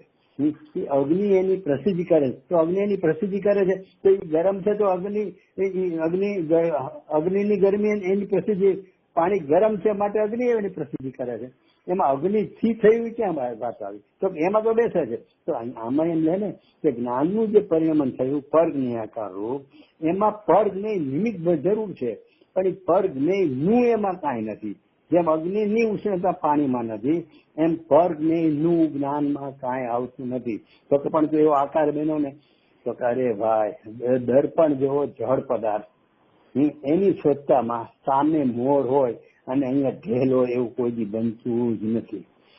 એટલા માટે હું ઓલો દાખલો તો લઉં છું. બહુ તમારી યારે વાત લીધી ખબર નથી કે લેડીઝ પોતે તૈયાર થવા અને માથું ઓળતી હોય અને નિમિત્ત એની પ્રસિદ્ધિ કરતું હોય કે સામે દર્પણમાં એવો જ આકાર બને, એને બદલે આપણે કઈક એમ શું કામે ગમે એ બનવો જોઈએ તો એવું થઈ જાય કે લેડીઝ માથું ઓળવા જાય તો સામે હું એને દેખાવ તો માથું કઈ જોડે, કારણ કે દર્પણની યોગ્યતા જુદી હોય અને સામે નિમિત્ત જુદું હોય. તો કે ભાઈ એવું બને જ નહીં. તો કેમ ન બને?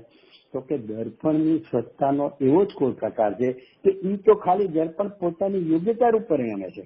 એને સામી વ્યક્તિને અથવા મોરને કાંઈ લેવા દેવા નથી. તો કે મોર તો ખાલી પ્રસિદ્ધિ કરે છે. દર્પણ તો પોતાને મોઢે બોલતું નથી કે મારી સ્વચ્છતાનો આકાર મોર રૂપ છે, એવું તો બોલતું જ નથી.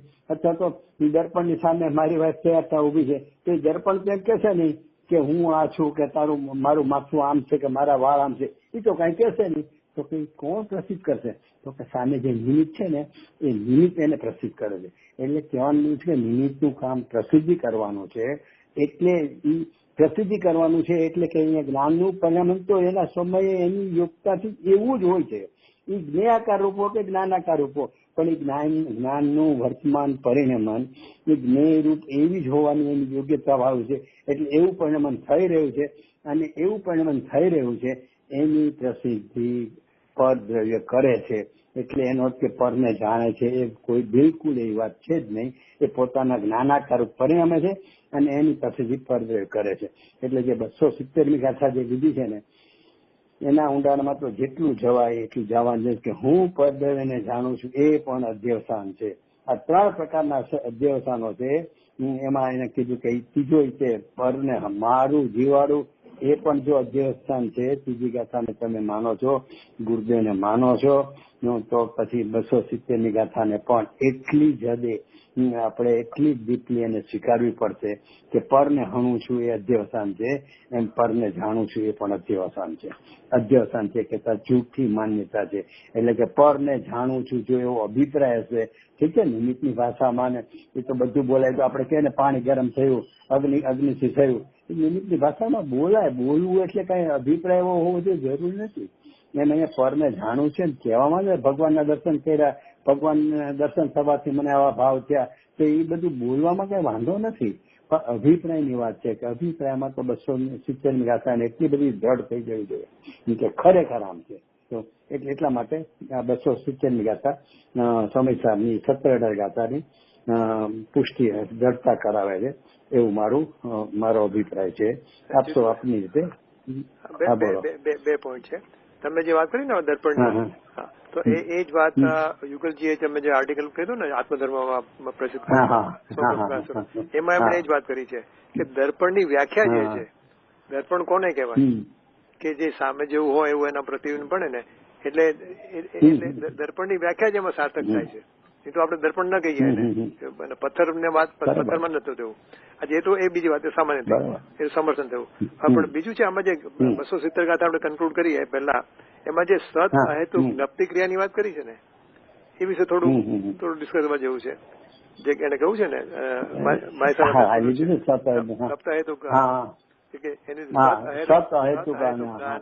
જેનું એક રૂપ છે એવા આત્માનો અને જ્ઞેયમય એવા ધર્માદિક રૂપોનો વિશેષ નહીં જાણવાને લીધે ભિન્ન આત્માનું અજ્ઞાન હોવાથી તે અધ્યવસાન પ્રથમ તો અજ્ઞાન છે.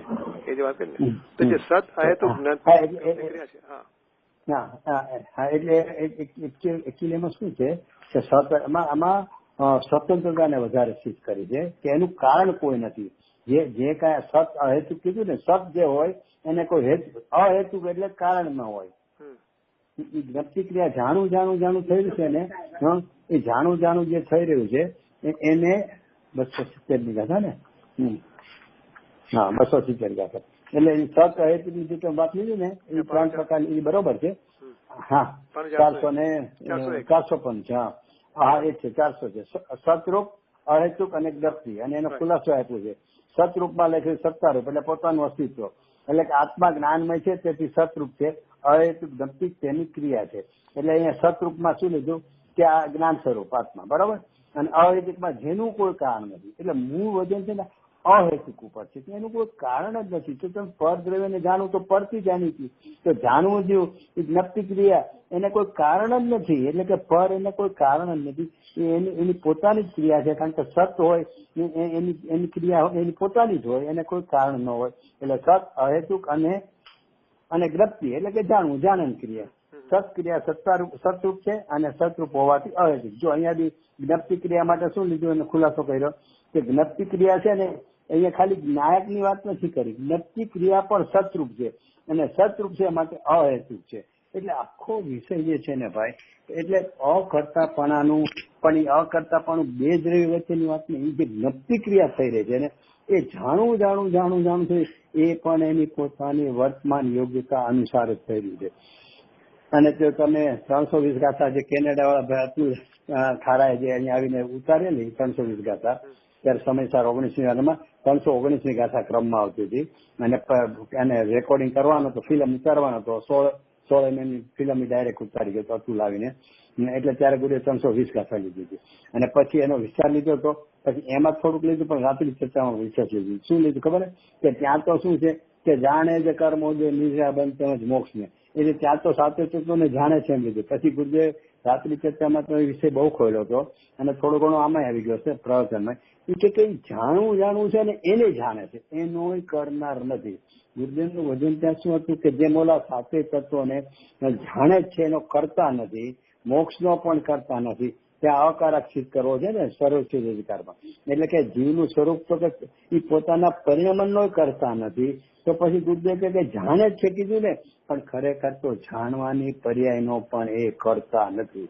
એ જાણવું થઈ ગયું છે. એટલે કે એનો અર્થ કે જાણવું છે ને એ સત છે માટે અહેતુક છે, એનો કરનાર પણ કોઈ, એનો દ્રવ્ય પણ એનો કરનાર નથી. એ સ્વતંત્ર એની યોગ્યતાથી એ વર્તમાન યોગ્યતા અનુસાર થયો જ એવું છે. અને ગુરુદેવ ખુલાસો કર્યો કે જે જાણી જ રહ્યો છે એને જાણવું એટલે શું, એટલે એ જાણવાને કરવું એટલે શું, એ જાણી જ રહ્યો છે, જાણવું થઈ જ રહ્યું છે, જે થઈ જ રહ્યું છે એને કરવાનું શું હતું.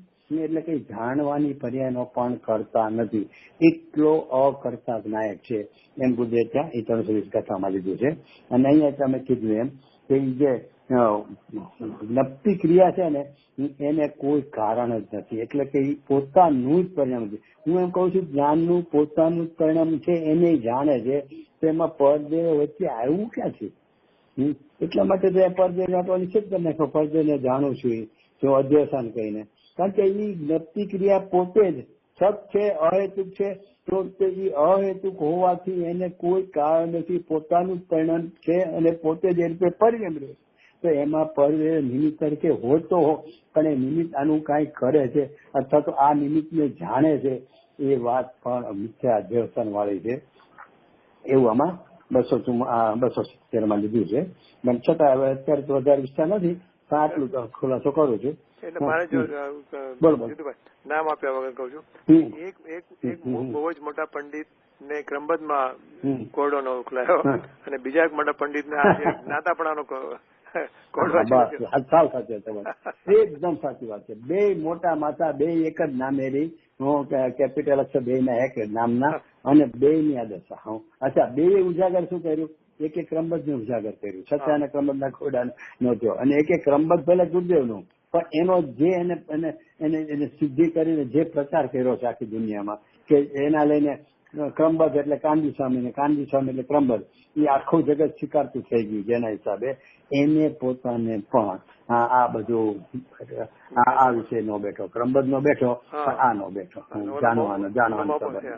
હા, એટલે કહું ને મારે આખી આ મારું મને લખતા નહોતું, હું આત્મધર્મમાં બધું લખતો હતો, પણ એ તો ગુરુદેવ બોલ્યા હોય મારે લખવાનું હતું ને, સ્વતંત્ર કોઈ લેખની નહોતી મારે. જે લખવાની જે શરૂ થયું એ પહેલું આત્મપ્રતિમાં જે ઓલો અકલંગ દેવ નો ગાથા આપી કે જેવું હોનાર હોય છે, જીવનું જેવું હોનાર હોય છે એવી જ એની બુદ્ધિ થાય છે, અને જેવી બુદ્ધિ થાય એવો જ એનો પુરુષાર્થ હોય છે, અને સહયોગ પણ એવા મળી રહે છે. એ વાતચીત કરીને મને સિદ્ધાંત અહીંયા એમ કેવું છે કે પુરુષાર્થના હાથમાં રિમોટ કંટ્રોલ છે. અને પછી ગુરુદેવની વાતનો સિદ્ધાંત જોડ્યા કે પાણી ગરમ થાય છે, ગરમ થશે કે ઠંડુ થશે, તો કે જેવું ફ્રીઝ આવશે તો ફાટશે ને અગ્નિ આવશે તો ગરમ થશે. તો એ બી ખોટું છે. હું ચંદુભાઈને ગણતરીને પૂછવા ગયો તો આ લઈને તો કે આ તદ્દન ખોટી વાત છે, આ તો નિમિત્તાધીન દ્રષ્ટિ છે, આ તો વર્ણિતિની દ્રષ્ટિ છે, એમ મને ચંદુભાઈના શબ્દોમાં કહું છું. એને સ્પષ્ટતા કરી કે આ બંને વાત આ વાત લખી છે ને એ તદ્દન પર્યાયની એક જ પ્રકારની યોગ્યતા હોય. પર્યાયમાં બે પ્રકારની હોય છે પણ દરેક સમય એક પ્રકારની જ હોય છે, બે પ્રકારની ન હોય. એટલે જે સમયે ઠંડારૂપ થવાની હોય ત્યારે ગરમ થવાની યોગ્યતા ન હોય તો નિમિત્ત આવે એવું થાય. તો કે એવું નથી, એક જ પ્રકારની યોગ્યતા હોય છે. એટલે કે પાણીની બંને પ્રકારની યોગ્યતામાંથી એ સમયે એની જો ઠંડા રૂપની યોગ્યતા નિશ્ચિત છે તો એ વખતે ફ્રીજની હાજરી પણ નિશ્ચિત જ હશે. એને બદલે એને આવું નાખેલું. એટલે પછી મેં એમાંથી ઉમરાળા હું સ્વાધ્યાય કરવા એકલો હતો 17 દિવસે રોજ વાડી જાય, મને બહુ વિચાર આવતા હતા. એમાંથી લખવા માંડ્યો. એ લખતા લખતા મારા બાપુજીની લખાણ બહુ ગમ્યું એટલે પછી ટાઈપ કરાયું કોમ્પ્યુટર. કાંતિભાઈ મોટવાણી સંબંધી એને વાંચવા મોકલ્યું, એને બહુ ગમ્યું. એટલે આખે આખું ગુરુપ્રસાદમાં વિશેષણ તરીકે છાપી નાખ્યું. ક્રમબદ્ધ અને પુરુષાર્થ જે તમને મોકલાવેલું છે આમાં શુદ્ધાત્મા સ્વરૂપ ચિંતનમાંથી 40 પાનાનું. એટલે કહેવાનો મતલબ છે કે એમાંથી મને લખે એવી રીતે મુક્તાગીરી ત્યાં સાંભળીને એમાં પરને જાણે છે, પરને જાણે છે, 14 વાર કીધું છે પરને જાણે, 21 વાર કીધું પરને નથી જાણતો. આ બધો વાતો કઈ કઈને પરને જાણવાની વાતને ઉભી રાખીને મને તો નવા એ લાગે છે કે ખુદ ઉત્તમચંદજી જયારે દાખલો એમ આપે કે કેવળી ભગવાન લઘુ તત્વ સ્વપ્ન એમ કીધું છે કે કેવળી ભગવાન જીવ છે એના 5 દ્રવ્યોને ચેતન રૂપ જાણે છે, કેમ કે પોતાના જ્ઞેયાકારને જાણે છે. હવે એ વાત પોતે કરે છે અને પાછી ચીજ શું કરે સમજણ નથી પડતી બને. તો એમાં તમે સીધ એમ કહ્યું કે પરને જાણતો નથી, લોકોને જાણતો નથી, કે ગુરુદેવ 1000 વર્ષથી વધારે કીધું હશે કેવળી લોકોને જાણતા નથી. તો એ જ વાત તો તમે કેવળીના નામે અહીંયા લઘુ તત્વ સ્વપ્ન નામે કહો છો અને પાસે તમે કહો કે પરને જાણે છે. એટલે કહેવાનો મતલબ છે કે આ પરને જાણવાને એટલું એનું કારણ શું ખબર છે? જેમ જયારે ગુરુદેવ નવા આમાં આવ્યા ને મીન્સ એનું ગુરુદેવનું પ્રવૃત્તિ બહાર નવી આવી ને ગુરુદેવની પ્રવૃત્તિ ત્યારે બધાને હરે કે પરને અગ્નિથી પાણી ગરમ ન થાય. હવે આ તો કઈ જાતની વાત? આ તો પેલું મેસમેરિઝમ કરતા એવું લાગે બધા હાયા કરો પ્રવચનમાં. પાણી અગ્નિથી ઊંડું થાય છે, જમીને પગ અડતો નથી, જમીને પગ આમાં નૈની સર ઘણી વાર થાય. નૈની સર મારા કોઈ ફ્રેન્ડ આવ્યા હોય ને ત્યારે તમે તત્વ ચર્ચા વાત કરો એમ આવી વાત નહીં લેતા. ગુરુદેવ બોલે એ પ્રમાણે કે જમીનને અડતો નથી નાખે તો એને એમ લાગશે કે આ લોકો હારા આટલા મોટા બુદ્ધિવાળા નિમિષભાઈ જેવા અને આવી વાતમાં હૈયા કરે છે, જમીનને પગ અડતો તો હાલત કઈ રીતે? એટલે કહેવાનું મને એ જે નવી વાત આવી ને ત્યારે જેમ બધાને વિશેષ આવતો હતો ને પરદ્રવ્યથી કઈ થતું નથી, નિમિષિત હતું, એવું જ થઈ ગયું કે પરને જાણતો નથી વાત જે આવી ને હાઈલાઇટ છે ને ગુરુદેવે કીધું ઘણી વાર પણ આમ બધું લપેટીને કીધેલું. એટલે ગુરુદેવ કહેતા ને કે ઓલે નાના બાળકને ક્વિનાઇનની ટીકડી આપે ને તો ગોળમાં લપેટીને આપે એટલે એ ખાઈ જાય નહીં તો ખાય નહીં કે ન્યુમોનિયા ઓલો મેલેરિયા થયો હોય તો એની જેમ ગુરુદેવ લપેટી કહેતા હતા. અને પછી જે આપણે લાલુભાઈ બહુ ઉગાડું કર્યું ને પરને જાણતો નથી જાણવારું જણાવે છે એમાં છે ને બહુ આખું પડી ગયું. એટલે સમાજને એક વર્ગ હતું એને ખૂબ પ્રિય થઈ પડ્યું, એક વર્ગ હતું એને બહુ જ એનો નિષેધ છે કે અરે જાણવું તો સ્વભાવ છે, સતત પ્રકાશક તો સ્વભાવ છે. મને તો રજનીભાઈ એ નથી સમજાતું કે સ્વભાવ શબ્દ બોલે છે, સ્વ એટલે પોતાનો અને ભાવ એટલે ગુણ. તો પોતાના ભાવનું પરિણમન ભવન એ પોતામાં થાય, પોતાનું હોય અને પોતાથી હોય. એમાં પરને હું લેવા દેવા છે અને હજી એમાં આમાં આપણે લેવાનો જ છે. કળશ આવશે આમાં 214 કળશ એમાં આચાર્ય દેવે એટલે એમ આધાર આપ્યો છે કે એક બે બીજા જેનું કઈ કરી નથી શકતો ને એમ પરને જાણતો નથી છતાં કેવું એ વ્યવહાર છે એ મેળવી લીધું 214 કળશમાં. તો એટલે વિચાર કરો કે ત્યાં કરતા પણ નથી. શું શબ્દ છે વાંચું? પરદ્રવ્યરૂપ જ્ઞેય પદાર્થો તેમના ભાવે પરિણમે છે અને જ્ઞાયક આત્મા પોતાના ભાવે પરિણમે છે. તેઓ એકબીજાને પરસ્પર કાંઈ કરી શકતા નથી માટે જ્ઞાયક પરદ્રવ્યને જાણે છે એમ વ્યવહારથી માનવામાં આવે છે. શું કે છે કે એક દ્રવ્ય બીજા દ્રવ્ય પરસ્પર કાંઈ કરી જ શકતા નથી માટે જાણતા પણ નથી અને છતાં જાણે છે એમ કહેવામાં આવે છે તો કે વ્યવહારથી કહેવામાં આવે છે. પણ ખરેખર તો જ્ઞાયક જ છે. એ 356 ગાથા ઉપરનો કળશ છે એટલે અહીંયા જ્ઞાયકની સિદ્ધિ કરી છે. અહીંયા સ્વસ્વામી સંબંધને પણ વ્યવહારના ભેદમાં કાઢી અને એકલો જ્ઞાયક બતાવો છે. પણ આ વાત તો અહીંયા મૂકી એમણે પોતે જ કે એકબીજાને પરસ્પર કાંઈ કરી શકતા નથી. એટલે કર્તાપણાનો જે નિષેધ છે એમ જ્ઞાતાપણાનો નિષેધ છે. પરમાં છે ને માટે જ્ઞાતાપણું એ તો નિમિત્ત હોય, અગ્નિ નિમિત્ત હોય એમ પરદેવ નિમિત્ત હોય. સારું જ્ઞાનનું પરિણમન છે. એટલે તમે જે ઓલું વાક્ય યાદ કરેલું ને કે જગતમાં એકલું જ્ઞાન એટલે કે હું જ છું અથવા મારું જ્ઞાન જ છે, એ સિવાય કાંઈ છે જ નહીં. એ જ વસ્તુ સ્થિતિ છે કે ખરેખર જ્ઞાનનું જ પરિણામ છે. એમાં પર જે નિમિત્ત હોય એથી કે પરને જાણું છું વાત આવી કે પરમાં ક્યાંય જતું. બધા 6 દ્રવ્યો પોતપોતાની ગુપ્ત ગુફામાં રહેલા છે. એને તમારે જે અમેરિકામાં જે હોય ને બાજુમાં પડોશી કોણ રહેશે ખબર નથી હોતી. એટલા બધા ત્યાંનું તમારા લોકોનું કલ્ચર એવું છે કે એકબીજામાં કદાચ આપણા ગુજરાતીનું નહીં હોય પણ જે એ લોકોના મૂળ ત્યાંના છે અમેરિકન લોકો, એને તો કઈ ખબર જ નથી હોતી કે કોણ છે ને શું છે ને એને કોણ સગાવાળા છે, ક્યાં નોકરી, કાંઈ ખબર નથી હોતી. આવતા જતા જોવે કે આ પાડોશમાં રહે છે એટલા પૂરતું. એની જેવું છે ને આ 6 દ્રવ્યો છે ને એની ગુપ્ત ગુફામાં એવા વર્તે છે ને એને પર દ્રવ્ય કાંઈ લેવા દેવા જ નથી. એ તો કેવળ જ્ઞાનમાં જે ભાઈસું અને દેશનામાં આવ્યું કે 6 દ્રવ્યો છે એટલે છે બસ. પણ છે એટલે એકબીજાનું કરે છે એ વાત જ નથી. પણ નિમિત્તની અપેક્ષાથી વાત જયારે લેવી હોય ત્યારે એ બધી વાત મુકાય. પણ ખરેખર તેનું પરિણામ પોતપોતાનું છે. એટલે જ્ઞાનનું પરિણામ પરને જેમ કરતાપણું પરમાં કાંઈ કરી શકતું નથી, એમ જ્ઞાતાપણું પરમાં કાંઈ જાણી શકતું નથી. એમ માનવામાં પરસેવો ઉતરે છે. ભલભલાની આ દશા છે. એમ જ થાય કે પણ એ જાણવું અને કે કરવા પણ આમાં તો ક્યાં જાણવામાં તો 100 પ્રકાશક સ્વભાવ છે. 100 અને પર 2 લીધેલો છે. જાણવામાં કરવામાં ક્યાં એવું લીધું છે? અરે ભાઈ જાણવામાં 100 અને પર કેતા પૂરેપૂરું જાણવું છે એ એમ સમજાવવું છે. એટલે પૂરેપૂરામાં તો કે 100 સંબંધી ને પર સંબંધી એટલે કે લોકાલોક છે, નિમિત્ત છે, અગ્નિ છે એમ નક્કી તો કરશે કે નહીં જ્ઞાન. તો ત્યાં ઉપાદાન થી કાર્ય થયું તો સામે નિમિત્ત પ્રસિદ્ધિ કરનાર નિમિત્ત છે. એ નિમિત્ત છે એટલા પૂરતું જ્ઞાન કરવું એ પર પ્રકાશકપણું છે. એટલે એ પર ને જાણે છે એ લાવવા ક્યાંથી છે. એટલે મને તો એ જ સમજાયું કે અગ્નિની ઉષ્ણતા પાણીમાં પ્રવેશતી જ નથી એ માનવું છે અને પરનું જ્ઞાન થતું નથી એ માનવામાં તકલીફ પડે.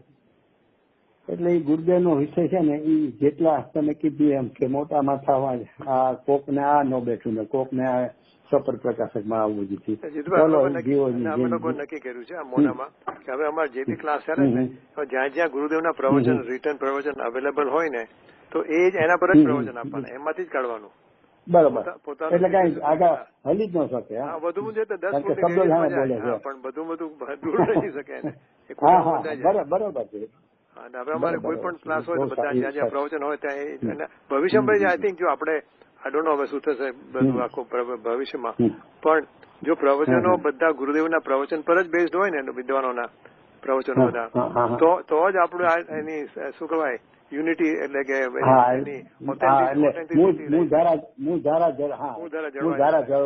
બાકી તો બધું ઘણા પોતપોતાના બધા ઇન્ટરપ્રિટેશન કરવા મળશે. કરે છે અત્યારે છે ને સંરક્ષણ પ્રમાણે બધા છે ને. મેં ઓલું આપણે છેલ્લે વાત થઈ હતી ને કે મને તેમ થાય કે ઓલા ફૂલચંદની જેમ સામસામો ઓલો પત્રથી લખાણથી આપણે ચર્ચા કરવી જોઈએ આપણા વસ્તાવાળે કે પરને જાણે છે નથી જાણતા. એ મેં મારા એક મિત્રને મોકલ્યું હતું. બહુ જૂના છે, જયપુરના શાસ્ત્રી પેલા છે અને અત્યારે બહુ મોટું નામ છે. ઘણો એને અભ્યાસ ઘણો આગમનો નોંધો છે. એને મેં ખાસ મોકલ્યું હતું. એટલે એને વાંચ્યું ને એટલે સાંભળ્યું ને એટલે એને મને તરત જ મેસેજ મોકલ્યો તો કે યુટ્યુબ પર આવીને ચર્ચા થઈ શકે છે. મેં એક ભાઈ ત્યાં મારી ચર્ચા સાંભળીને મારે યુટ્યુબ આવી ગયું એમાં, કારણ કે મને ખબર એ માનતો નથી તો એને એ બેસતું નથી. આ બધા આગમના અભ્યાસીઓને છે ને પર પ્રકાશક પણ એટલું બધું અંદર ઘૂસી ગયું છે. અરે મેં તો એ ચર્ચા કરી હતી ને જયારે 100 પર પ્રકાશકમાં પહેલો 100 શબ્દ આવે તો પેલા તમે 100 પ્રકાશકપણું તો અનુભવ કરો, પછી પર પ્રકાશકપણું છે એ પછી અનુભવજો. તો પેલા તમારે પર પ્રકાશક શું એની જ વાર્તા કરવી છે, એનું જ વજન આપ્યા કરું છું 24 હું પરને જાણું, હું 100 જાણું છું. તો લાવો અંદરથી એટલો તો ઉલ્લાસ લાવો જેમ ઓલામાં તમે એટલું બધું જોર આપો છો હા પરને જાણું છું કારણ કે પર પ્રકાશક તો 100 શબ્દ તો પહેલો છે. તો 100 પ્રકાશક શું 100 પ્રકાશ મારો આત્મા જણાવ્યો, મારો નાયક જ જણાવ્યો છે 17-18 ગાથા કહે છે બરોબર એમાં ઉતરી જાવ ને પેલા આટલું તમે પરિણામ કરી લો. 100 પ્રકાશક પણ મારો નાયક જ અનુભવાય છે એ મને અનુભવમાં આવી ગયો એટલું તો કરી લો. પછી તમે પર પ્રકાશન નિર્ણય કરજો. પછી તમને વિકલ્પ નહીં રહે કે પરને જાણું છું કે નહીં. તમને એમ થાય કે પર કેતા પર સંબંધીનું જ્ઞાન છે અહીંયા, એને પરની યાર ખાસ લેવા દેવા નથી. પછી બેસશે આટલું તો કરો. પણ હવે આ બધું આવું જ છે. ચાલો લવો આગળ હજી એક બે છે આપણે પૂરું થઈ જાય છે. હા એટલે 294 ગાથા. હવે એમાંય છે ને બહુ સરસ વાત લેવી કે જેમ એટલે કાંસમાં પછી દીપક વાળે જેમ પ્રકાશવામાં આવતા ઘટપટાદિક પદાર્થો દીપકના પ્રકાશપણાને જ જાહેર કરે છે, ઘટ આદિપણાને નહીં. શું કહે છે કે દીપક છે ને, દીપક થી વડે જે પ્રકાશવામાં આવે છે ને, એ આપણે એમ માનીએ છીએ કે ઘટપટાદીને પ્રકાશે છે, તો કે ના, એ ઘટપટાદી છે ને એ દીપકના પ્રકાશપણાને, દીપક પ્રકાશી રહ્યો છે, એટલે કે ધારો કે ઓલવાઈ ગયો દીવો, તો કે પ્રકાશી રહ્યો છે, તો એ કોણ છે જાહેર કરશે? તો કે ઘટપટાદી જાહેર કરે છે. એટલે કે દીવો ઘટપટને જાહેર નથી કરતો, પણ ઘટપટ છે એ દીવાના પ્રકાશપણાને એટલે કે દીવાને જાહેર કરે, એમ દ્રષ્ટાંત આપ્યો છે. એવી જ રીતે આત્મા વડે ચેતવામાં આવતા રાગાદી અર્થાત જ્ઞાનમાં જ્ઞેયરૂપ જણાતા રાગાદી ભાવો એ આત્માના ચેતકપણાને જ જાહેર કરે છે, રાગાદિકપણાને નહીં. અહીંયા આટલી સ્પષ્ટ વાત લખી છે કે આત્માનું જે જ્ઞાયકપણું છે, ચેતકપણું છે, એ કોને જાહેર કરે? તો કે હું રાગને જાણું છું, તો ના પાડીશ, રાગાદિપણાને જાહેર કરતો નથી. ચોખ્ખું અહીંયા એમ લખ્યું કે ચેતકપણાને, એટલે કે જે રાગાદી પરદ્રવ્યો છે ને એ તારા જ્ઞાનની પ્રસિદ્ધિ કરે છે. એટલે કર્મનો ઉદય છે ને ક્રોધાદિનું, એ વખતે એ શું પ્રસિદ્ધ કરે છે કે તારો અત્યારે તારી વર્તમાન જ્ઞાનની યોગ્યતાથી ભલે પર સંબંધીની હો, એ યોગ્યતામાં પરરૂપ ક્રોધરૂપનું જાણપણું એમાં થઈ રહ્યું છે. એટલે એની પ્રસિદ્ધિ કોણ કરે છે? તો કે કઈ ક્રોધાદી કરે છે. કે નહીં કે હું ક્રોધને જાણું છું, એમ નહીં કે હું રાગાદી, એટલે એ લખ્યું કે રાગાદિકપણાને નથી જાહેર કરતો. એ રાગાદિક છે ને એ આની પ્રસિદ્ધ કરે છે કે કોની? કે મારા પર પ્રકાશક જ્ઞાનની. એટલે એનો અર્થ શું થયો? પરદેવને જાણું છું વાત ઉભી ક્યાં નથી આચાર્ય? સ્પર્શ અસ્થિ નથી કર્યું છે કે ચેતકપણાને જાહેર કરે છે, પછી બેસ કરીને કે રાગાદિકપણાને નહીં. હવે એમાં આપણે દ્રષ્ટાંતમાં વિચારીએ કે દ્રષ્ટાંત આચાર્ય દેવ આપ્યો છે, તો આપણને જેમ લાગે ને પ્રકાશ થાય છે એટલે ઘટપટ આદિ આપણે જાણીએ છીએ. તો કે ભાઈ આપણે બહુ લાંબુ વિચારતા નથી, એટલા માટે લાઈટ હોય જાય ને ત્યારે ઘટપટાદી તો હોય જ છે. અને જ્યાં લાઈટ થાય ને ત્યારે આપણે ઘટપટાદી જોઈને આપણે એમ કે ઓલા એ ઘટપટાદી તો હતા, એમ કે છે કે અત્યાર સુધી હું નહોતો દેખાતો. કેમ? તો કે પ્રકાશ નહોતો, અને હવે હું તમને જણાવવા માંડ્યો. કેમ? તો કે પ્રકાશ થયો. એટલે કે ઘટપટાદી પ્રકાશની પ્રસિદ્ધિ કરી છે. પ્રકાશે ઘટપટાદીની પ્રસિદ્ધિ કરી જ નથી, પણ આપણને એ વાત કોઈ દિવસ મગજમાં આવતી જ નથી. એક જ વાત આવે કે પ્રકાશે ઘટપટાદીને જાહેર કર્યા, તો દેખાડ્યા, બતાવ્યા. એટલે પ્રકાશ છે ને એ ઘટપટાદીને જાણે છે, એટલે કે રાગાદીને જ્ઞાન છે ને એ રાગાદીને જાણે છે. તો કે ભાઈ એ ભ્રમ છે તારો. એ ઘટપટાદી હંમેશા એ ઘટપટાદીનું અસ્તિત્વ જ એમ કહે છે કે પ્રકાશ છે, માટે તું એના અસ્તિત્વને સ્વીકારે છો.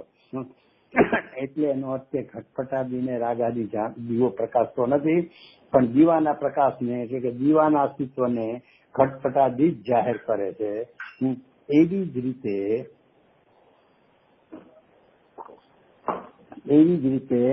કે છે કે છે ને તારું જ્ઞાન, એ જ્ઞાન તો તારા જ્ઞાનના એ સમયની જે પ્રકારની યોગ્યતા હશે ને એ રૂપે જ પરિણમી રહ્યું છે.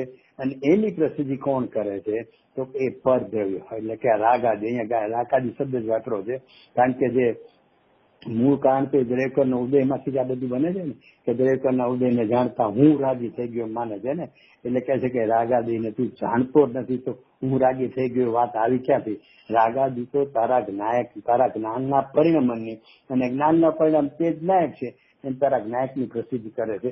એટલે કે 17,000 ગાથામાં જે કીધું કે આબાળ ગોપાલને નાયક જ જાણવામાં, સ્વયં પોતે જ જાણવામાં આવે છે, પોતે જ જણાઈ રહ્યો છે, એ વાત આ 270 ગાથામાં. એટલે મને આ 214 ગાથામાં અને 294 ગાથામાં ત્યાં 17,000 ગાથામાં જે વાત લીધી છે ને એ જ વાતનું ધ્વનિ એમાં મળતો લાગે છે. કઈ હોય તો કે નહીં પાડકો? ના, હમણાં કેવું પણ જયારે આપડા તમારા બધી ગાથાઓનું ચર્ચા થઈ જાય ને પછી એક પછી લઈ લઈશું. પછી એક રિક્વેસ્ટ હું પછી કહીશ, એટલે બધી ગાથાઓ કરી લઈએ. હા, ઓકે. હા, ઠીક છે. હવે બે જ છે. હવે 214 કળશનો ભાવાર્થમાં પંડિત જયચંદ્ર છાબડા કહે છે કે પદ્રવ્યુપ જ્ઞેય, હમણાં વાંચી ગયો, તો પદાર્થો તેમના ભાવે પરિણમે છે અને જ્ઞાયક આત્મા પોતાના ભાવે પરિણમે. એવો એકબીજાને પાનું કયું છે?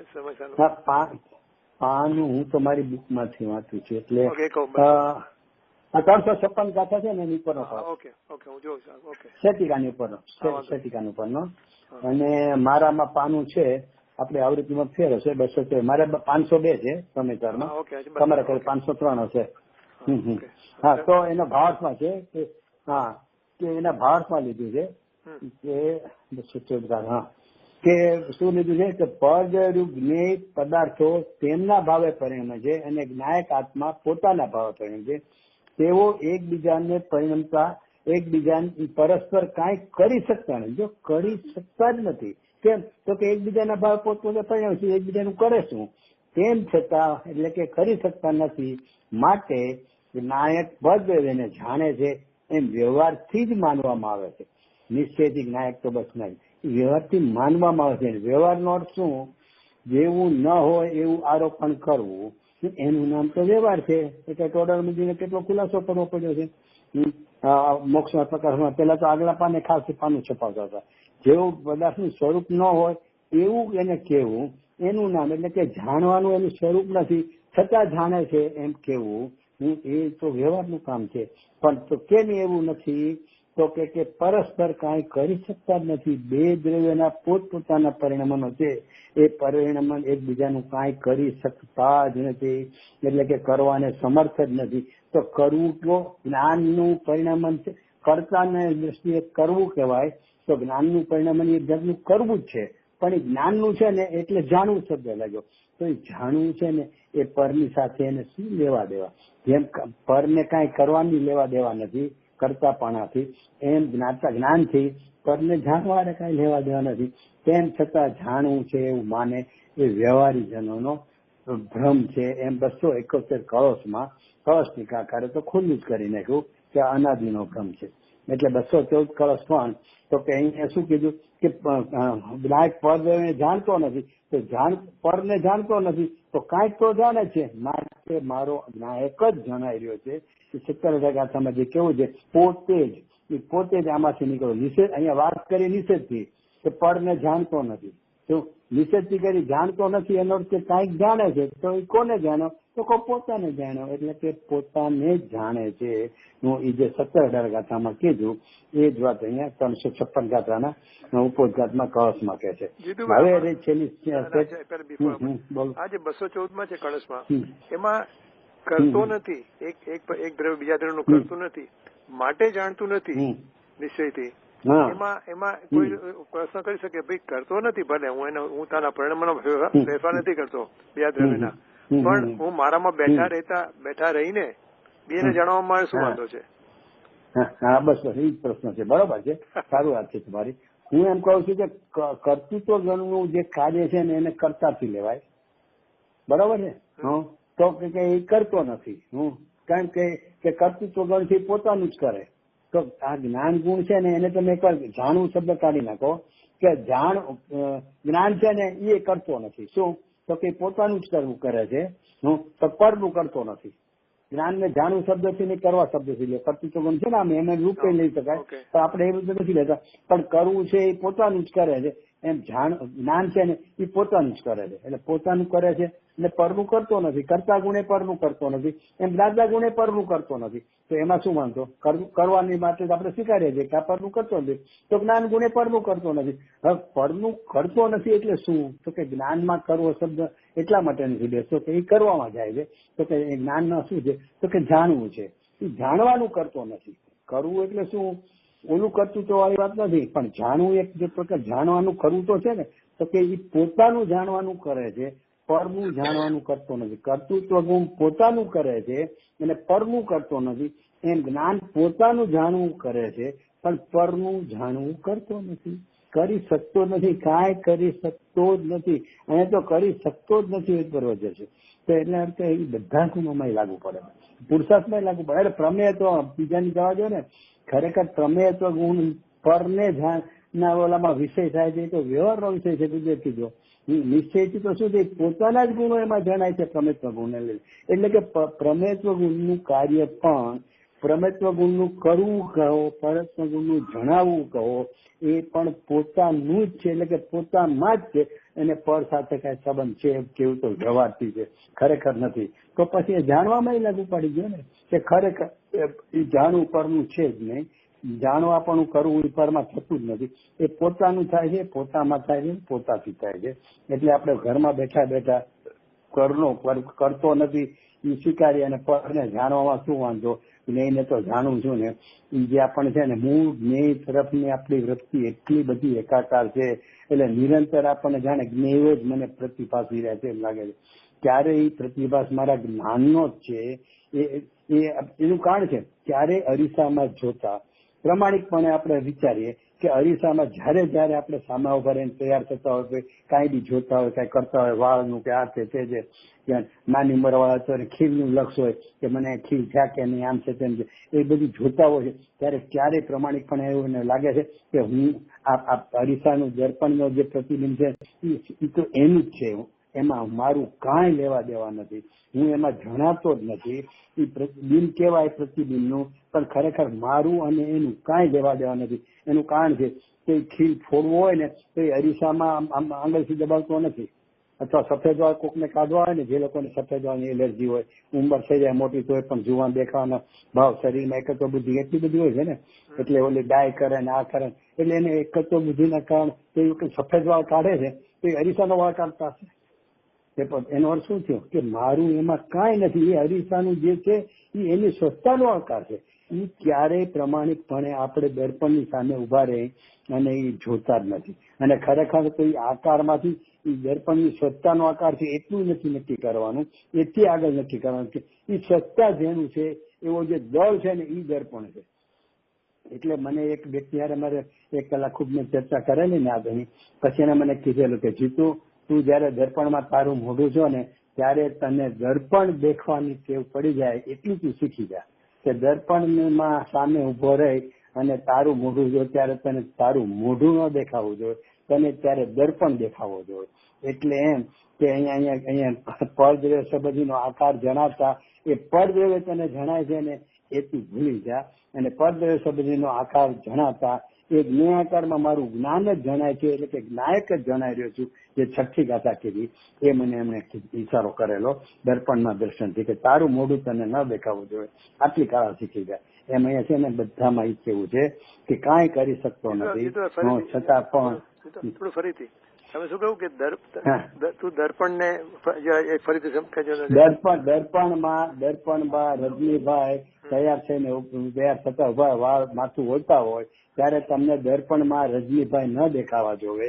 દર્પણની સ્વચ્છતા છે એમ જણાવવું જોઈએ, અને એ સ્વચ્છતામાં અટકી નહીં જતા. એ સ્વચ્છતા નિરંતર જેમાંથી ચાલી આવે છે એ સ્વચ્છતાનો દળ છે, એવું આ દર્પણ છે. એમ દર્પણનું લક્ષ કરતા શીખી જાય. તમારું મોઢું જોવાને બદલે એ મોઢાનું લક્ષ કરતા તમને દર્પણ દેખાવા માંડે, એ એટલી કળા શીખી જાવ તો તમારું કાર્ય થઈ જશે. એટલે કે પરને જાણવા સંબંધીને જે આકારો પર જ્ઞાયાકાર બને છે, એટલે કે એ જ્ઞાયાકારને જાણતા એ જ્ઞેયમાં લક્ષ જતું રહે એને બદલે એ મારું જ્ઞાન જ એમાં પ્રવર્તી રહ્યું છે, મારું જ્ઞાન જ એ મને જણાઈ રહ્યું છે. અને જ્ઞાનને જ્ઞાયકના તાદાત્મ્યને લીધે મારું નિરંતર હું પોતે જ સ્વયં, એટલે કે હું જણાવું છું એમ પોતાને જાણતા, જે મને દર્પણને જાણતા પહોંચવાનું છે, પોતાનું પ્રતિબિંબ જોઈને દર્પણને જાણવાનું કળા શીખી જવાની છે. એમ પર સંબંધીનું જ્ઞાયાકારમાં પણ મારો જ્ઞાયક જ જણાય છે, એમ જ્ઞાયક સુધી પહોંચવાનું છે. આ કળા શીખી જાય તો એનું કામ થઈ જાય, એમ મને કીધેલું. મને એવું લાગતું હતું કે આપણે એમ માનીએ કે સમજો પ્રોજેક્શન સ્ક્રીન છે કે દર્પણ છે, ચલો ને, તો હું દર્પણ છું અને મારા જ્ઞાનમાં જે પ્રતિબિંબ પડે છે એ તો મારી પોતાની જ્ઞાનની પર્યાય છે. એટલે એ રીતે આપણે એને લઈએ કે મને દેખાય છે જે વસ્તુ સામે દેખાય છે, મારી સામે અત્યારે કમ્પ્યુટર પડ્યું છે, તો કમ્પ્યુટર નો જે આકાર મારા જ્ઞાન અરીસામાં પડે છે એ હું છું. બરાબર છે, પણ અને એટલે શું છે, તમે સીધું સિદ્ધાંત પર આવો છો. અહીંયા તો દર્પણને દ્રષ્ટાંતથી પેલા સમજાવ્યું છે. સિદ્ધાંત પર આવવા માટે કે ભાઈ દર્પણમાં જે પ્રતિબિંબ પડ્યું રજનીભાઈના ફેસનું, એને જોતા હું જણાવું છું રજનીભાઈ ને એમ ન લાગવું જોઈએ કે હું જણાવું છું. તો શું લાગવું જોઈએ? તો કે ઈ જે પ્રતિબિંબ પડ્યું રજનીભાઈ નું એને જોતા રજનીભાઈ ને એમ થાય કે આ દર્પણ ની સ્વચ્છતા જણાય છે. અને સ્વચ્છતા કોની છે? તો કે આ દર્પણ ની છે. એટલે કે બિંબ પ્રતિબિંબ ને જાણતા એનું દર્પણ સુધી પહોંચે. એટલે જ્ઞેયાકાર અવસ્થાને જાણતા જ્ઞાયક જણાઈ રહ્યો છે. એ જે છઠ્ઠી કથામાં કેવું છે એ કળા શીખવાની છે. એટલે અહીંયા તમે જે કીધું ખરેખર તો પોતે એ જ્ઞાનમાં પ્રતિબિંબ, પણ એ તો તમે સિદ્ધાંત માટે દ્રષ્ટાંતની વાત ન લીધી, એ તો તમે વસ્તુ સ્વરૂપની વાત લીધી કે દર્પણ સંબંધીનું જ્ઞાન થાય છે, મારું પોતાનું જ્ઞાન છે. એ તો સીધું સિદ્ધાંતની તમે વાત કરી. અહીંયા તો સિદ્ધાંત દ્રષ્ટાંત સમજાય. દર્પણ સંબંધી હું મારી સામે અત્યારે કમ્પ્યુટર પડ્યું છે તો કમ્પ્યુટર ને હું જોઉં છું તો ખરેખર તો મારા જ્ઞાન દર્પણમાં જે પ્રતિબિંબ પડે છે એટલે મારો જ્ઞાનાકાર છે એને હું જોઉં છું, એને હું જોઉં છું, એની સાથે મારું એકત્વ છે. હા, પણ એ સિદ્ધ કરવા માટે દર્પણનું દર્શન લીધું કે દર્પણમાં જે પ્રતિબિંબ પડે છે ઈ મારું નથી, પણ એ દર્પણ નો આકાર છે, સ્વચ્છતા છે. અને એ સ્વચ્છતા કોને જાહેર કરે છે? તો કે દર્પણને કરે છે. એવી જ રીતે કોમ્પ્યુટરનું સંબંધીનું જ્ઞાન થયું તો હું કોમ્પ્યુટરને નથી જોતો, પણ કોમ્પ્યુટર સંબંધીની જે મારો જ્ઞાનાકાર થયો એ જ્ઞાનાકાર જ્ઞાનને હું જ્ઞાન તરીકે જાણું છું. એ તમે કીધું એ બરોબર, પણ ઓલું દ્રષ્ટાંત સિદ્ધ કર્યું છે. અને અમે છે ને અમને સાયન્સમાં ભણાવતા હતા કે જે આપણે આંખેથી આપણે જોઈએ ને પદાર્થને, હું તો કે ખરેખર આંખ છે ને પદાર્થને નથી જોતી. અહીંયા જે વચ્ચે કીકીની વચ્ચે સફેદ લાઈટ સફેદ જેવું આછું જે છે ને કાળું છિદ્ર છે એમાંથી એના કિરણો જાય છે પદાર્થના, અને એમાંથી આકાર બને છે પડદા ઉપર, અને એને જ્ઞાન તો ઝીલીને જાણે છે કે આ પદાર્થ છે. એટલે ખરેખર આંખ સીધે આ જાણતા આમ છે આંખે સમયસારના જાણ્યું એમ નથી. સમયસારના કિરણો સાયન્સ પ્રમાણે સમયસાર સંબંધીના પદાર્થના કિરણો જે પડદા પર ઝીલાય છે એને જ્ઞાન થતું કે ઓહો આ સાફ કર્યું સમયસાર. એટલે કે પોતાના પડદાના આકારને જાણે છે. ભલે ઊંધું દેખાય ભલે, પણ એ જાણે છે તો પડદાના આકાર હોય ને, પછી ભલે સીધું કરી લે, પણ એ પડ સમયસાર નથી જાણતું એમ તો સાયન્સ કહે છે. અને એ મને હિંમતભાઈ પંડિતજી ભણાવતા હતા. આ બે દ્રષ્ટાંત આપતા હતા. એક તો કઈ પદાર્થને જોવે છે ત્યારે પણ એ ખરેખર પડદામાં પડતા પોતાના આકારને જોવે છે, પદાર્થને નથી જોતા. એક, અને બીજું કેમેરાનો દાખલો આપતા હતા કે કેમેરામાં ફોટો પાડે છે ને ત્યારે એના કિરણો સામે પડદા ઉપર એટલે પેપર હોય છે ને બ્લેક, એની ઉપર એનો આકાર ઝીલાય છે, અને એ આકાર ઝીલાય છે ને એનો આકાર બને ફોટો બને છે. એટલે સીધું ઓલાનું કાંઈ એમાં નથી આવતું એમ. એટલે કહીને એ બે દ્રષ્ટાંત આપીને એમ કહેતા હતા કે પર ને જાણતા એ પણ તમે સાયન્સ ની ભાષા છે, અને શાસ્ત્ર ની ભાષામાં તો હું પણ જાણું છું. હવે શીખવાડતા તમને આમ સ્કૂલમાં. હા, એટલે છે ને વિષય ખરેખર આ વિષયમાં પહોંચે ને, અને એના માટે આ એક જે 356 ને 65 ગાથા છે ને એમાં એટલું સ્પષ્ટ સમજાવ્યું છે કે ભીત કદી વ્હાઇટ વોશ થતી જ નથી. એ સફેદાઈ ખડીની જે છે, ચૂનો જે પલાળી રાખ્યો હોય ને એનો પીછડો મારે ને એ સફેદ છે. એ સફેદાઈ છે ને એ ચૂનાને પ્રસિદ્ધ કરે છે, નહીં કે ભીતને પ્રસિદ્ધ કરે છે. પણ આપણને અનાદિની ટેવ એવી છે કે મારી ભીત સફેદ છે, એટલે ભીતને સફેદ રૂપ આપણે માની લઈએ છીએ. ભીતને અને સફેદાઈને કાંઈ લેવા દેવા નથી. ભીત પડી જાય કે તૂટી જાય એટલે સફેદાઈ પડી ગઈ તૂટી ગઈ, સફેદાઈ તો સફેદાઈ પણ જ રહે છે. ભીત ભલે ને તૂટી જાય. એમની ચૂના ઈટની જે ભીત બની છે એ જુદી છે, અને એને ધ્રો કરતી એટલે કે રંગથી જે સફેદાઈ છે એ સફેદાઈ પણ એ ખડીનું કાર્ય છે, એટલે કે ભીતનું નથી. એટલે ખડી તો પછી છેલ્લે એમ કે છે કે ખડી તો ખડી છે, એટલે સફેદાઈનો ભેદ પણ એમાં ગૌણ કરી નાખો, કારણ કે સ્વસ્વામી ભેદને વ્યવહારનો અંશ એમ કરીને કાઢી નાખવો છે. કારણ કે આ બધી ગાથાઓ છે ને જબરજસ્ત છે, એમાં જ્ઞાયક સુધી પહોંચાડવો છે. એટલે જ્ઞાયક તો જ્ઞાયક છે, દર્શક તો દર્શક છે, અપોહક તો અપોહક છે, એ બધું અહીંયા લેવું છે. પણ એમાં આ વાત તો આવી ગઈ ને આગળની કે એ ભીત રૂપે ખડી કદી થતી જ નથી. એટલે ભીત ને બે વચ્ચે સિદ્ધ કર્યું કે પદ તો જાણતું જ નથી જ્ઞાન. તો કઈ જગ્યાએ કદી સફેદાઈ છે એ ભીતને સફેદ કરતી જ નથી. સફેદાઈ તો સફેદાઈ રૂપ જ રહે છે. એમ તો જ્ઞાન તો પોતાના જ્ઞાન રૂપ જ પરિણમે છે, અને જ્ઞાન જ્ઞાયકનું જ છે. માટે જ્ઞાયક તો બસ જ્ઞાયક જ છે. એ રીતે જે રીતે સફેદાઈ છે એ ખડીની જ છે, ભીતની નથી. સફેદાઈ તો ખડીની છે, એટલે ખડી તો ખડી જ છે. એમ કરીને એ આ ગાથા લીધી છે. પણ આને જો વિસ્તારથી ગુરુદેવના પ્રવચનથી જો વિશેષ સાંભળે ને તો બહુ મજા આવશે. એમાં એમ જ થશે કે ઓહો કેટલું પરદેવનું ભીનપણું સમજાવ્યું. પરદેવીને જાણવાનું, બે દેવીની ભીનતા તો ત્રીજી ગાથામાં સમજાવી દીધી. અને તો 356 ગાથામાં તો એ સમજાવવું છે કે પરને જાણતું જ નથી, પરને જાણે છે એમ કેવું તો વ્યવહાર માત્ર છે. તો કે ખરેખર શું છે? તો કે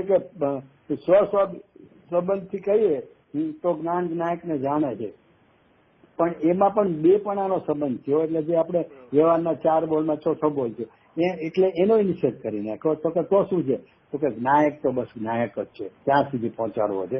પણ એનો અર્થ એમ થયો ને કે પદ દ્રવ્યને સફેદાઈ કરતું નથી ને સફેદ ખડી રૂપ છે એ વાત કરતા પદ દ્રવ્યને જાણતું નથી એમ નિષેધ કર્યો. તો પદ દ્રવ્યને જાણતું નથી માટે જ્ઞાયક તો જ્ઞાયક છે. એટલે કે હું જ્ઞાયક જ જણાવું છું. નિરંતર જે 17 ગાથામાં કહેવા માંગે છે કે નાયક તો નાયક જ છે, એટલે કે સ્વયં પોતે જ જણાય છે. તો એ પદ દ્રવ્યને જાણતો નથી વાત જે સિદ્ધ કરી છે ટીકામાં. હું એ વાત પણ એ 17 ગાથાની પુષ્ટિ માટેની છે. અને છેલ્લું એક કહી દઉં 271મો કળશ. એ તો બધાને બહુ પ્રસિદ્ધ જ છે, પણ એમાં વિશેષ વાત બહુ એક સારી શું છે કે એમાં જે શું કહેવાય તમે કળશ જો કાઢો તો મજા આવશે વધારે તમને. એનું પાનું છે 622 મારામાં છે, તમારે 2324 છે. હવે એમાં મૂળ કળશમાં આચાર્ય દેવે એમ લીધું છે કે જે આ જ્ઞાન માત્ર ભાવ હું છું તે જ્ઞેયોના જ્ઞાન માત્ર જ ન જાણવો. 223 જેવું પાનું હતું તમારે 272 કળશમાં. જે આ જ્ઞાન માત્ર ભાવ 271માં કળશમાં જે આ જ્ઞાન માત્ર ભાવ હું છું તે જ્ઞેયોના જ્ઞાન માત્ર જ ન જાણવો, પરંતુ જ્ઞેયોના આકારે થતા જ્ઞાનના કલ્લોલ રૂપે પરિણમતો તે જ્ઞાન ને જ્ઞાતામય વસ્તુ માત્ર જાણવો. એટલે કે પોતે જ્ઞાન, પોતે જ્ઞાન, પોતે જ્ઞાતા એમ કે 3 ભાવો સહિત વસ્તુ માત્ર જાણવો. એટલે અહીંયા શું કીધું આચાર્ય દેવ પોતે કે જ્ઞેયોના જ્ઞાન માત્ર એટલે કે હું પરને જાણું છું એમ ન જાણવો, પરંતુ શું જાણવું તો કે જ્ઞેયોના આકારે થતા જ્ઞાનના કલ્લોલ રૂપ. એટલે આકાર એટલે સામે જેવું જ્ઞેય છે ને એવા સંબંધીનું જે એનું પરિણમન છે. એ તો જ્ઞેયથી તને સમજાવવું પડે છે એટલે એમ લીધું કે જ્ઞેયોના આકાર રૂપે. ખરેખર શું છે કે પોતાની વર્તમાન યોગ્યતા જે છે એ સમયની એવા આકારે પરિણમે છે, ત્યારે સામે એવું જ જ્ઞેય નિમિત્ત રૂપે એની પ્રસિદ્ધિ કરવા માટે હાજર હોય છે. રાજા આવે ત્યારે છડીદાર હાજર હોય એની જેમ. એટલે એમ કીધું પણ એટલે અહીંયા લેવું પડ્યું એમ સમજાવવા માટે કે જ્ઞેયોના આકારે છતાં જ્ઞાનના કલ્લોલો રૂપ. એટલે એ જ્ઞાનના કલ્લોલો રૂપે પરિણમે છે અને જ્ઞેય એની પ્રસિદ્ધિ કરે છે. પણ જ્ઞેય રૂપ તો જ્ઞાનને માનવું જ નહીં. તો કે જ્ઞાનને શું માનવું? તો જ્ઞાન જ્ઞેયને જ્ઞાતા માત્ર વસ્તુ જાણો. એ તો અમૃતચંદ્ર અત્યારે મૂળમાં વાત કરી. હું એટલો બધો ખુલાસો કર્યો. અને પછી જયચંદ પંડિતે ભાવાર્થમાં શું કીધું? જ્ઞેયોના આકારની ઝડપ જ્ઞાનમાં આવતા જ્ઞાન જ્ઞેયાકાર રૂપ દેખાય છે, પરંતુ એ જ્ઞાનના જ કલ્લોલો છે. તે જ્ઞાન કલ્લોલો જ્ઞાન વડે જણાય છે. પર જણાતું જ નથી. પરને જાણવાનું યાદ પણ કર્યું નથી. આમાં તો એ શબ્દ એમ નથી. આગલા કળશ આપણે 356 ગાથામાં તો જોયું કે પરને જાણતો નથી વાત લીધી. અહીંયા તો યાદ જ નથી કર્યું. અહીંયા તો એક જ ચોખ્ખી વાત કે જ્ઞેયોના આકારની ઝલક આવે છે, એટલે કે પ્રતિભાસ થઈ રહ્યો છે. કારણ કે સ્વ ને પરનો બધાનો પ્રતિભાસ જ્ઞાનની શોધતામાં નિરંતર થઈ રહ્યો છે. પણ એ જ્ઞાનના જ કલ્લોલો છે અને જ્ઞાન એને જાણે છે. એટલે જ્ઞાન પરને જાણે છે એ વાત જ નથી લીધી. એ તો રહી સમયસારની વાત. અને કળશ ટીકામાં ચોખ્ખું એમ લીધું કે પર મારું જ્ઞેય છે એવી અનાદિની ભ્રાંતિ છે તેમ કહ્યું. એટલે કે આ અનાદિની ભ્રાંતિ છે. પર મારું જ્ઞેય છે. હું કહું છું આટલું બધું સીધું લીધું. હું પરને જાણું છું ભ્રાંતિ છે, તો કેમ આમ મચક કેમ આવતી છે મને તો ખબર નથી પડતી. જ્ઞેય તો પછી હું કહું છું તો એનો અર્થ એવું છે કે મારે એમ જ માનવાનું રહ્યું કે પાણીની ઉષ્ણતાથી અગ્નિનું જ કાર્ય, એટલે અગ્નિની જ ઉષ્ણતા પાણીમાં છે. પરને જાણું છું કરીશ તો અરે ભાઈ ભ્રાંતિ છે. અને આ અનાદિની ભ્રાંતિ છે. એટલે કે સમયસાર એમને સમોસણમાં અનંતવાર જે આવ્યો તો પણ એની આ ભ્રાંતિ તો ચાલુ જ રહે છે કે હું ભગવાનને જાણું છું, હું દિવ્ય ધ્વનિને જાણું છું, હું એટલે પરને જ જાણું છું. બસ આ એક અહીંયા અટકી ગયો છે. હું એટલે અહીંયા એટલો નિષેધ કર્યો છે કે આ અનાદિની ભ્રાંતિ છે. આ એક જો એને ભાવભાષણમાં આવી જાય ને અને પછી છેલ્લે મેં તમને ઉપર છેલ્લું કીધું છે એ પ્રમાણે કે ચિત્ત વિલાસમાં તો જ્ઞાન મેવો. હા બોલો બોલો બોલો બોલો. કેમ કે 11 થવા આવ્યા ને અમારે અહીંયા રાતના 11 હા રાઈટ તમારા અમારે તો દિવસ ઉગતો જાય. હા બરોબર. ઓકે ઓકે બસ એટલે આમ તો આ વિષય આપણે પૂરો થઈ ગયો છે. એટલે હવે આપણે સમયસર બધી ગાથાઓ લેવાઈ ગઈ. એટલે હવે આપણે આગળ લેશું ત્યારે પરમ છે 19મી ગાથા ને એ બધું આગળ ચાલશે. ઠીક છે. આપણે જઈએ ને એ પહેલા એક રિક્વેસ્ટ છે. આપણે આટલી બધી ગાથાઓની પ્રમાણતા બતાવી બધા સાથે. હવે તમારા કદાચ અંગત સવાલ છે આ તમારા માટે કે આ બધી ગાથાઓમાં જે ભેદનાની વિધિ બતાવી છે એના સમર્થન રૂપે કોઈ એક વિધિ પકડવી જોઈએ કે આમ શું થાય છે કે શબ્દો અલગ હોય, દ્રષ્ટાંત અલગ હોય, એનો કોઈ જ્ઞાનથી કીધું હોય, કોઈ જ્ઞાનથી કીધું હોય, તો આપણે રોજના જીવનમાં જે વેદનાનો આપણે પ્રકાર ભજવો જોઈએ એ કયો અને એ જાતનું કોઈ ફોર્મ્યુલા કાઢીશ કે નહીં એ આપણે વાત કરશું નેક્સ્ટ ટાઈમ. હા ઠીક છે લેશું આપણે થોડુંક એમાંથી. ખાલી બધા પોતાની રીતે હોય છે, પોતાના વિચારશૈલી જે હોય અને શાસ્ત્રના અને ગુરુદેવના આધાર છે એ પોતે મેળવવું પડે. ઠીક છે. ચલો એટલે આપણે 17-18 ગાથાના સંદર્ભમાં જેટલી ગાથાઓ હતી એ આપણે અહીંયા લઈ લીધી છે. બરાબર છે. હા અને પછી મને પણ એક પ્રશ્ન થઈ ગયું નેક્સ્ટ ટાઈમ લઈ લેશું કે આપણે પ્રમેયત્વ ગુણની વાત કરીને તો આપણા પ્રમેયત્વ ગુણમાં પોતાની એરિયા બરાબર થઈ ગયું. પરનો જે પર્ગ ને એનો જે પ્રમેયત્વ ભાવ છે એનો શું થયું મને ખ્યાલ ન આવ્યો. તો પછી આપણે તમે મે બી